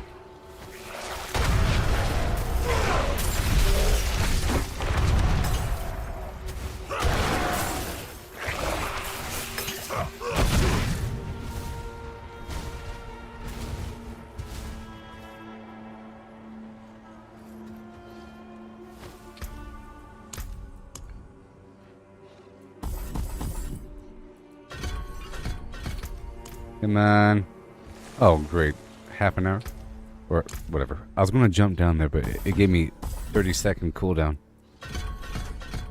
I have like a leap ability, and you're able to leap off cliffs and everything. It's really awesome, as opposed to going all the way around. I think it's just the Barbarian and the Sorcerer that can do it. Sorcerer can teleport. Alright, so now it's time.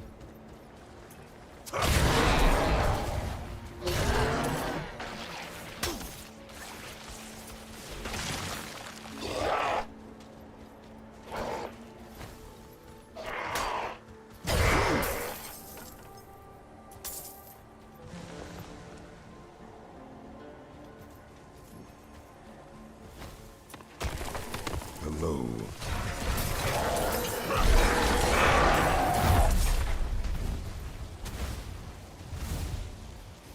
People, you know, they wait for their teammates because this is the spot. This is the spot, and now it's time for more. 10 minutes on world boss? Okay. I gotta do the world boss? You sure about that? Or Legion event? I'll go ahead and skip the Legion event.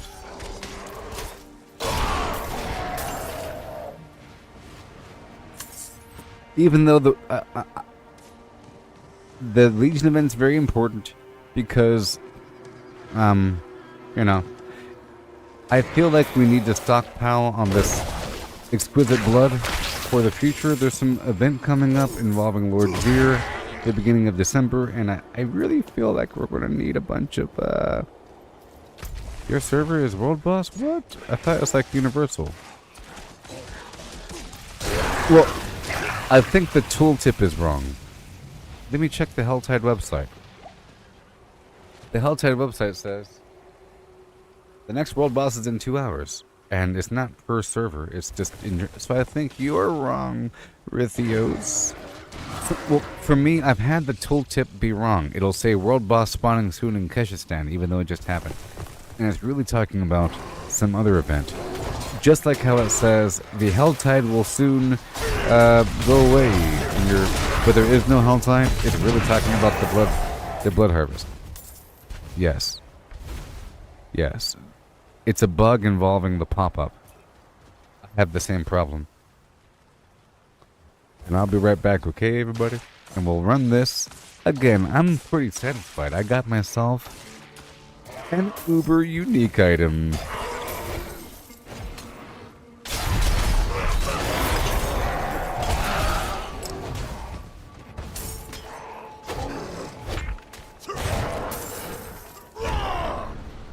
Alright, I'll be right back.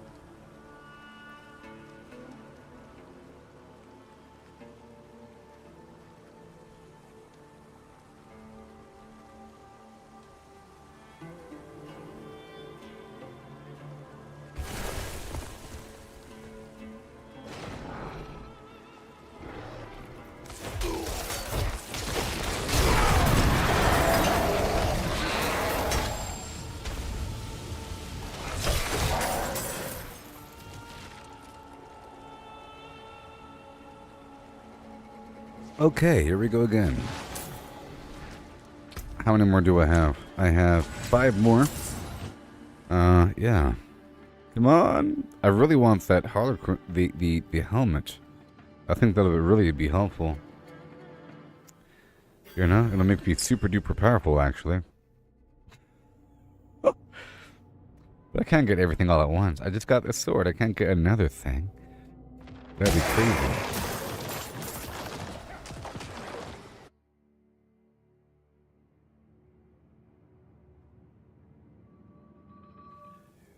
Okay, here we go.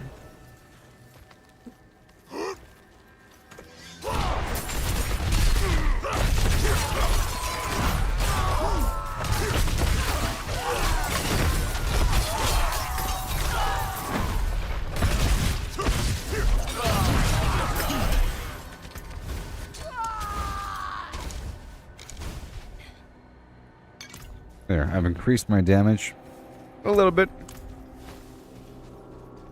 Just the two of us, building sandcastles in your face. Just the two of us. Building sandcastles every day. Oh.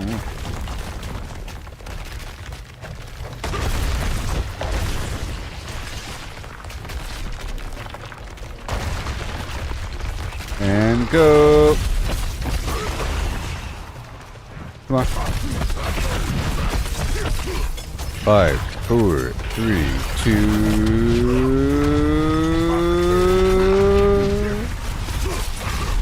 Go, go, go, go, go, go. Here we go right now. Big chunk, big chunk.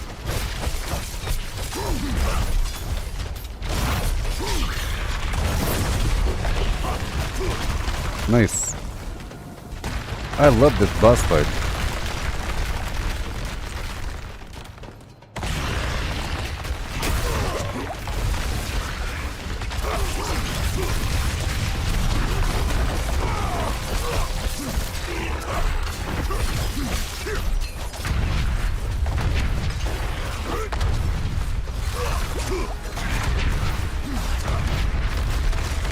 Yeah, that's just a really enjoyable boss fight. It reminds me of World of Warcraft garbage.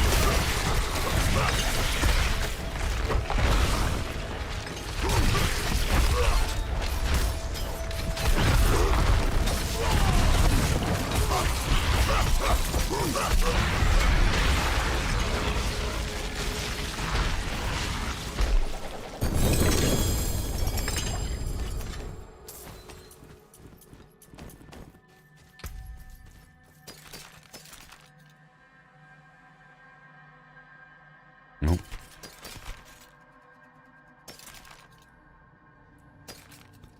Alright, here we go again. Here we go again, don't you know? Here we go again, don't you know?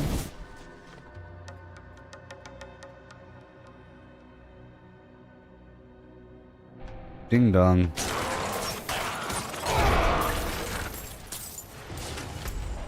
Reset the dungeon.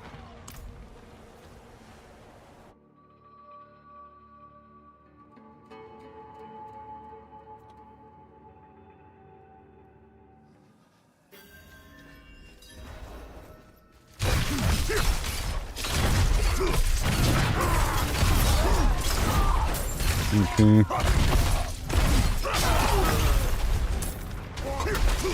Make sure we're good to go. I'll take off that vampiric effect and I'll put on the other effect. Go. Alright. Right now.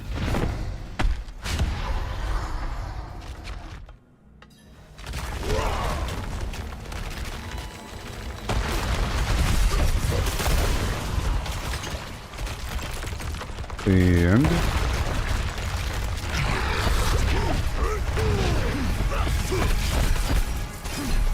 you spin, spin, spin.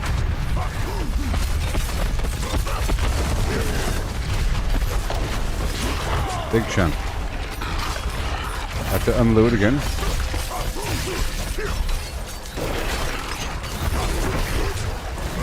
Oh yeah, the Hemomancy needs to be on for this boss fight. Sort of.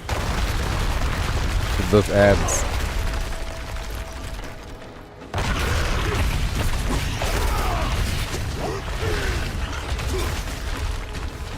And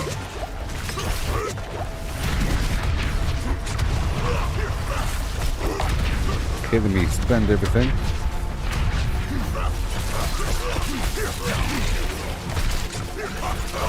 There we go, a bit faster, and then boom. That was a big chunk of damage right there.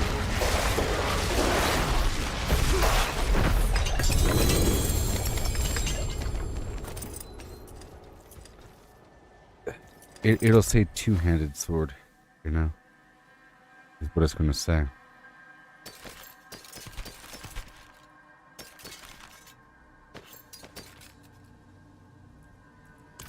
Mm-hmm.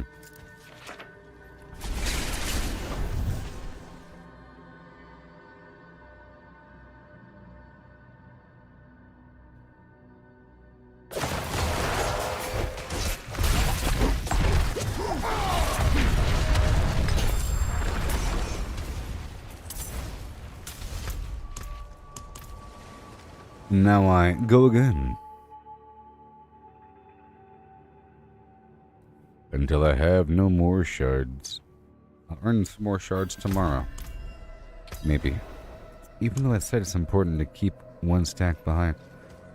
So I can do it 2 more times. Or this and then 1 more time after that before I have to go farm more shards. But, however, I do have a bunch of steel. So I can run, I can do it 2 more times after that. I can kill the lightning guy 4 more times.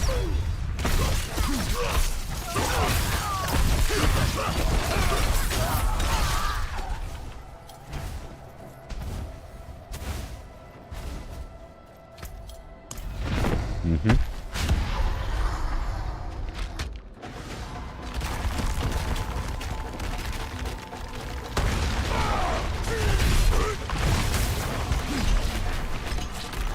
Okay, we're ready.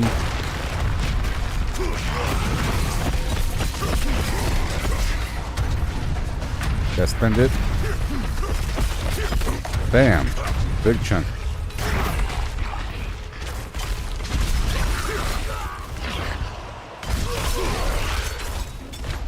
And boom. Gotta do it again. He goes underground.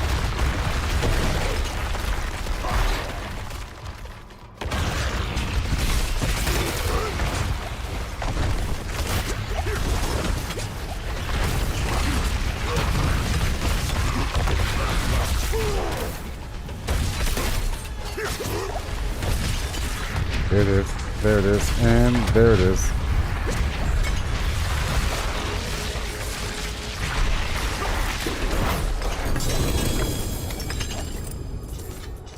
Oh man, oh man, oh man. I'm gonna leave some rares in here for a second. Save that for later. And hey, Braden, how's it going? I'm trying to farm this endgame boss here for a second. And again, I got a new item. So have you messed at all with the creation mode? You know what? I might mess with the creation mode on the side, just for the heck of it. And then if I build something, I'll show it afterwards. Maybe. I tried it out when I first, tried the game again. And I looked at all the pieces, and I saw that you have to have the creator code or whatever to see somebody else's map. And I don't know. Be cool if I can do it in VR. To position things.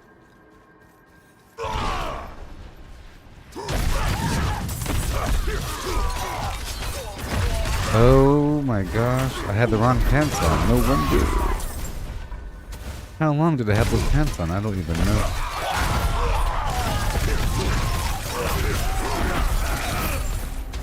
No wonder. My goodness.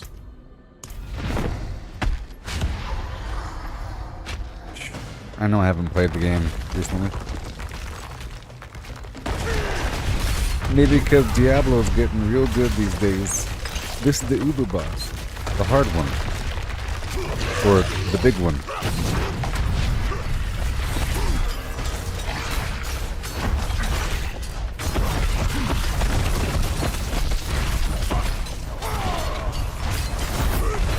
Wow, half his life taken away. Nice.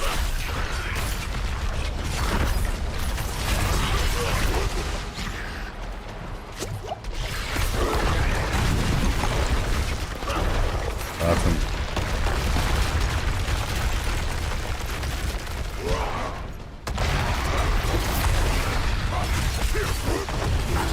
Get back in the big guy. He's gone.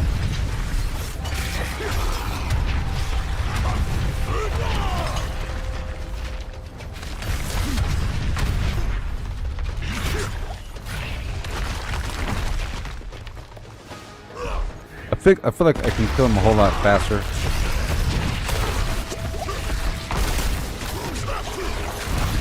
Yeah. Good practice, okay? I could do it one more time here.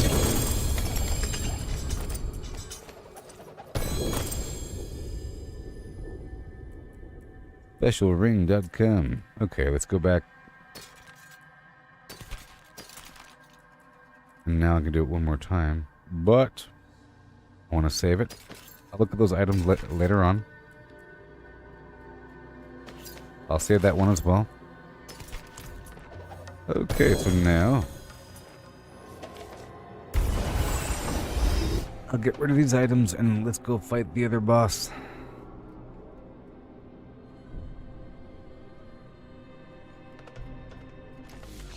Again. I'm happy I got that sword though, and to be honest, the longer it takes the better. I want it right now, but whatever. If I get everything right now, it means nothing. Nothing. Okay, let me go back over here.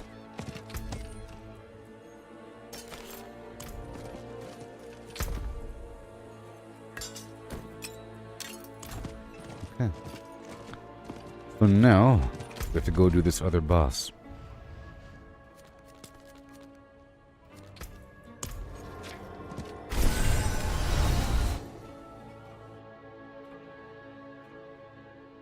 See, if it was just fight really hard dungeon to fight randomized boss to get better loot, if that was the cycle, it wouldn't be as fun.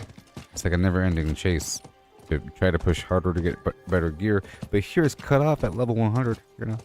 It's a set difficulty. It just requires doing a bunch of other stuff. Or trading.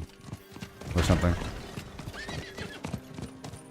That still involves, you know, money.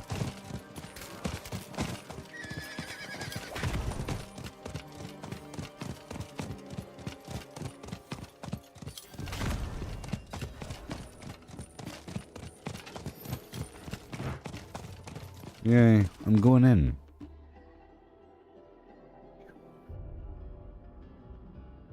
I was a bit too far over. Here we go.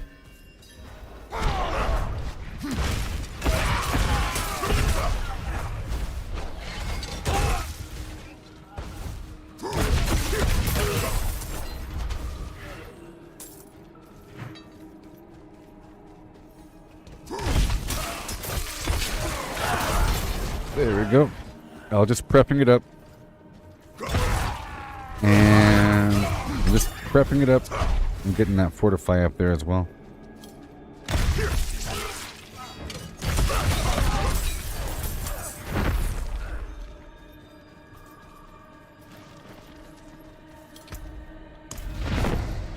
Alright, I'll do it 2 more times.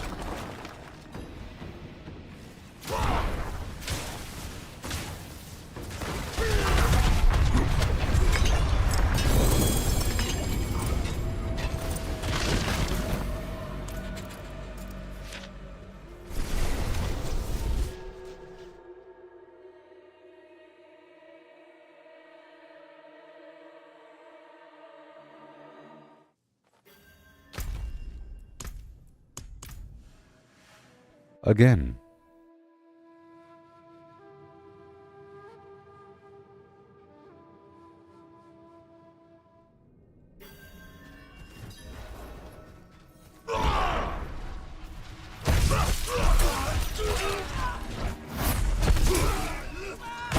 Yay. Wait, thank you.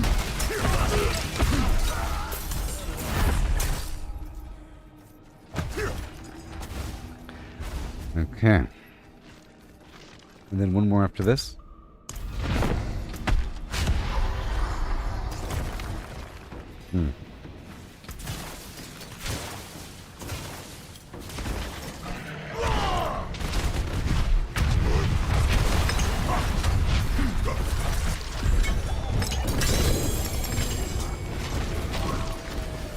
Okay, we're doing one more.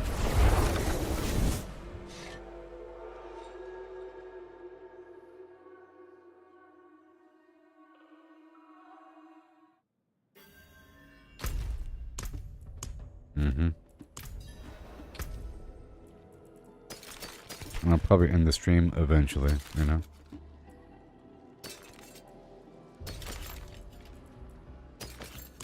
Cool.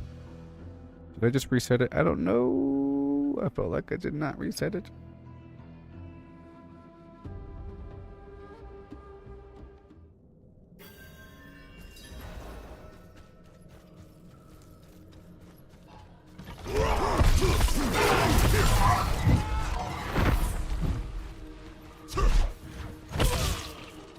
Yeah, let me go over here.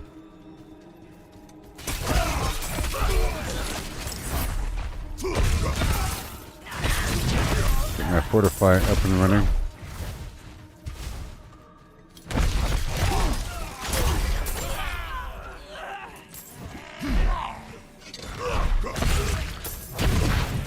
Yeah. And here we go. Now I have 4 shards. Maybe this guy will give me 2 this time, huh? It's possible.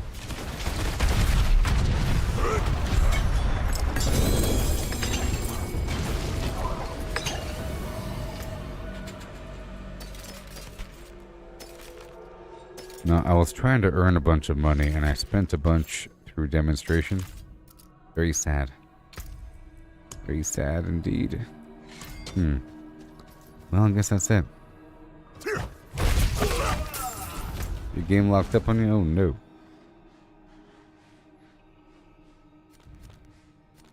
Okay, I'm gonna run one more Duriel fight, and then I might call it a night.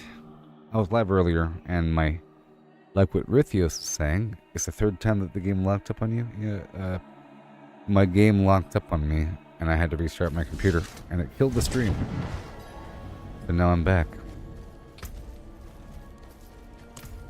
And I'll play with you next time I'm live, okay? Okay. I was on a mission today, and I've achieved some of my laurels.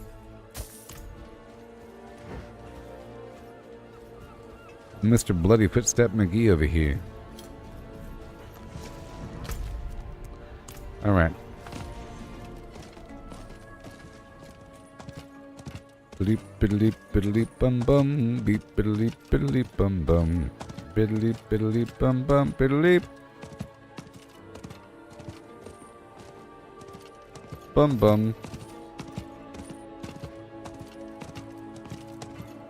Biddly bop beep bite beep bite beep bite beep bite beep bite beep bite boop. Done.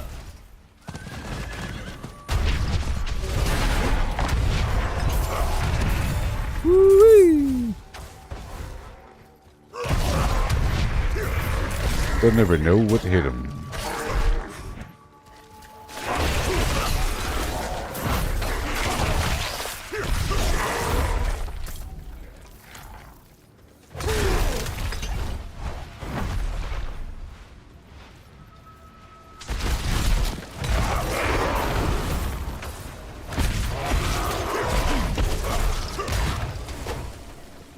Yeah, the stream is almost over, people. The stream is almost over. Tell you what.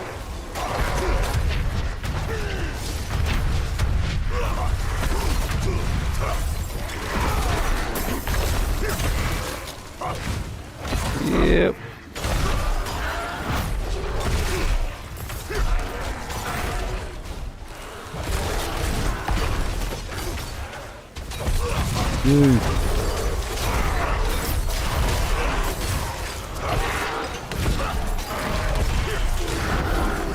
Well, I'm happy I got the sword, you know.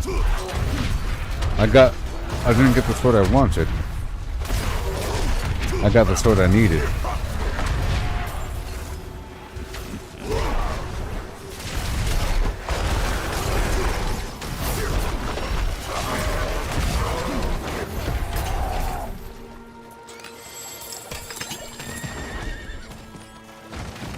Oh yeah.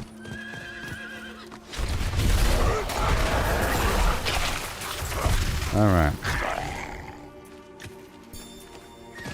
Life's bane.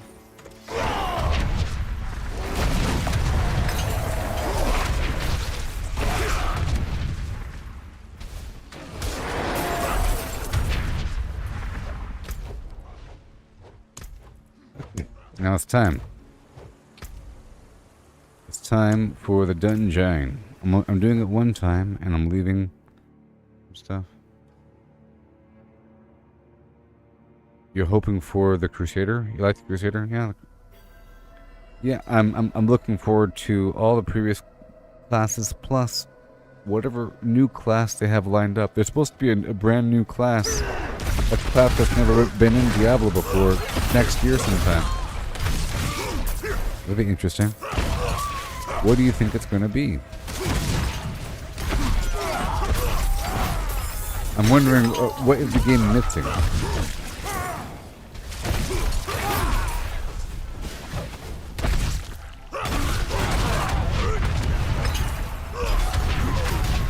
I don't know. Well, the game is missing companions, that's for sure. Diablo Immortal recently got companions. This game doesn't have companions. A Dark Knight? Like a Dark Crusader? Like a Zakarum thing? That'll make sense.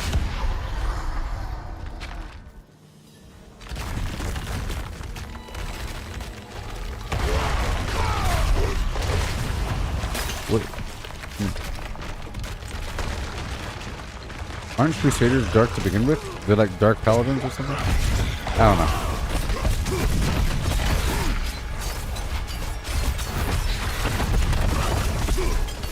And, oh boy. Break out of it.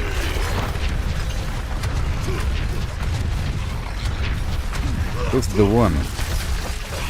I can feel it. Woo, look at that. Look at all that thin blam. Oh yeah.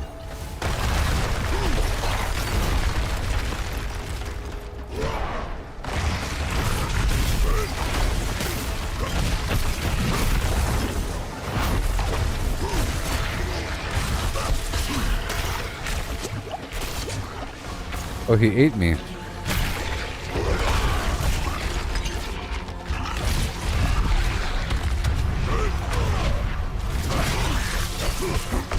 Not today.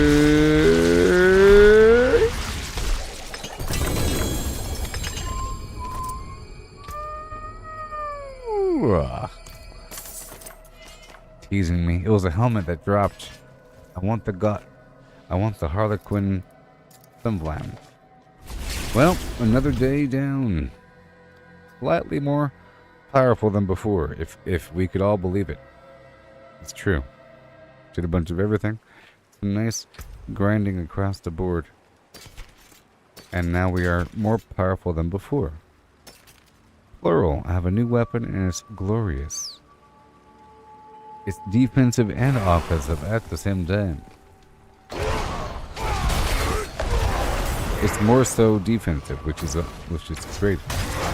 Which means I can balance out some other things, like I mentioned. Like over here on the Paragon board, this whole chunk over here, and this chunk right here, you know. And I can go toward the damage reduction while fortified. Or I can go toward... I just want to see. If I bring my life down... and bring my life down...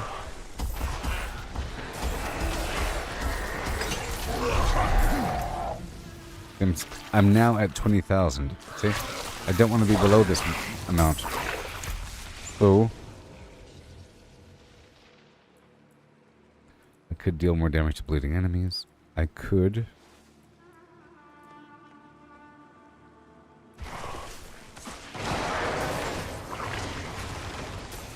There's probably something really good within range.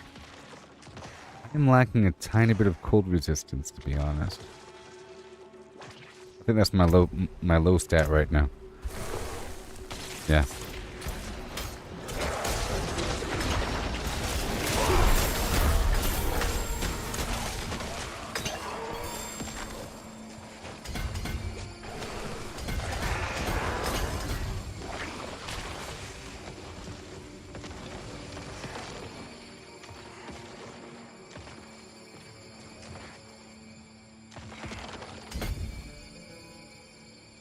Alright. Nice. It brought that one up a little bit. And then... I have 8 more. You see, damage reduction while fortified. That's quite a bit. 1, 2, 3, 4, 5, 6, 7, 8. What? Or 1, 2, 3, 4, 5, 6, 7, 8, 9. 1, 2, 3, 4, 5, 6, 7, 8.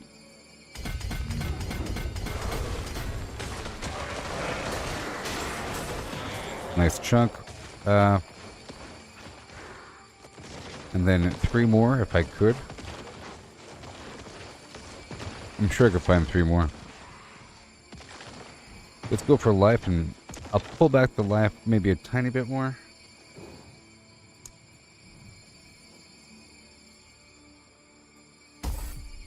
Like that one right there. And damage reduction while fortified. And then 1 more.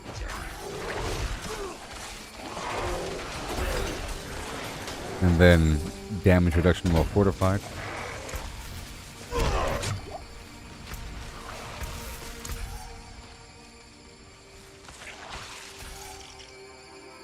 And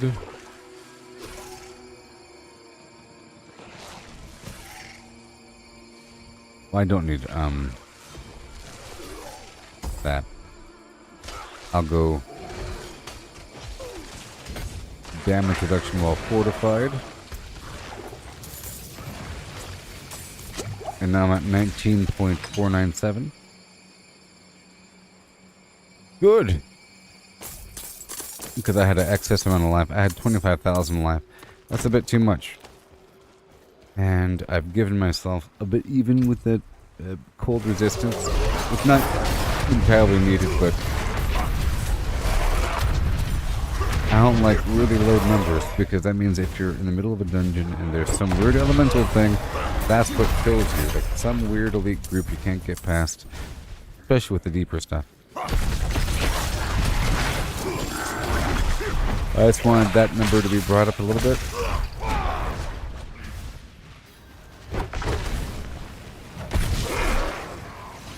And I can go either Hemomancy or Fortified Generation.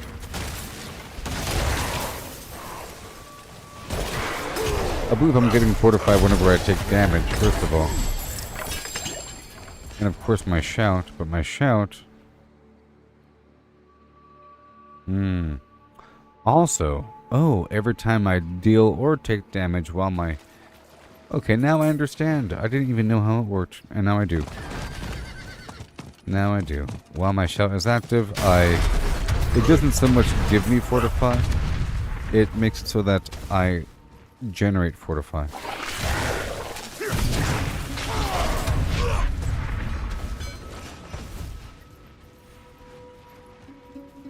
But I'm done now, everybody. I just wanted to fine-tune the flims.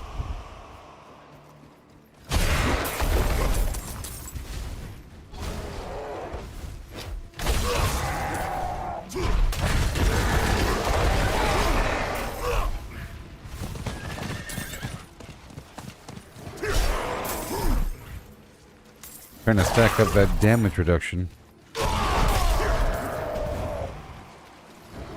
And I'm extra powerful, as you can see.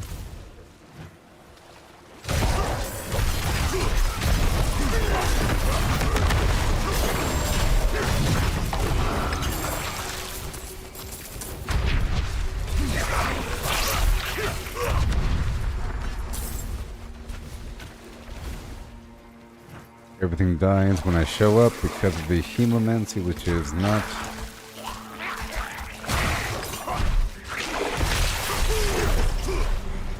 Oh, you got the Hellhammer? Nice.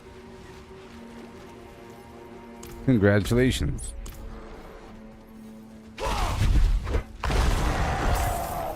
It's got that? Cool. Well, that's what I'm using. That's what's doing all the damage.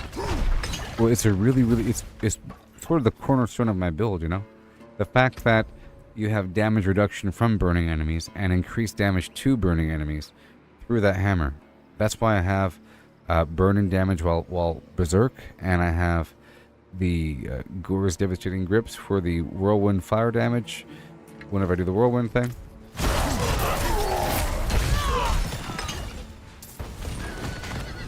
You know, the extra oomph. It's that triangle of flame that you see me rocking out with. But I really am about to end this stream. Oh no.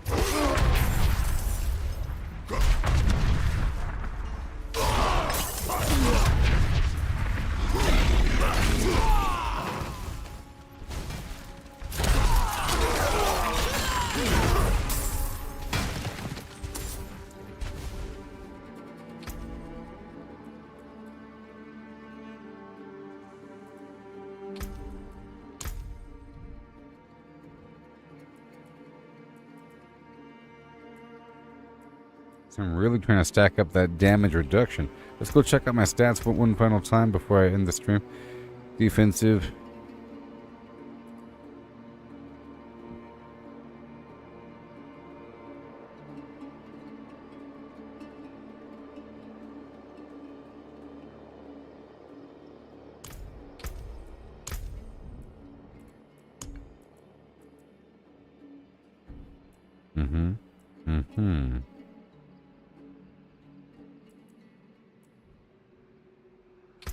Okay, well, I guess I'm done.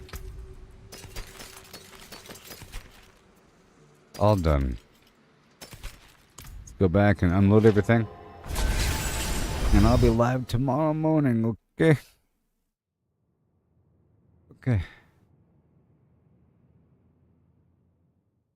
Even more buttery taste. Enjoy that buttery flavor.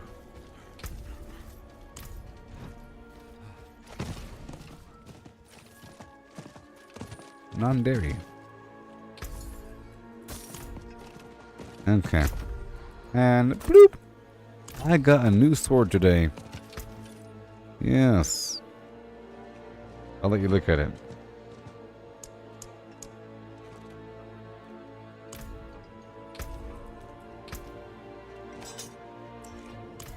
Alright, goodbye everybody. Catch you on the flip side. We had a great time, and we've learned and discovered and grown in all directions at the same time. It's crazy stuff. Goodbye. I got a new sword. Yes. A new sword. Goodbye.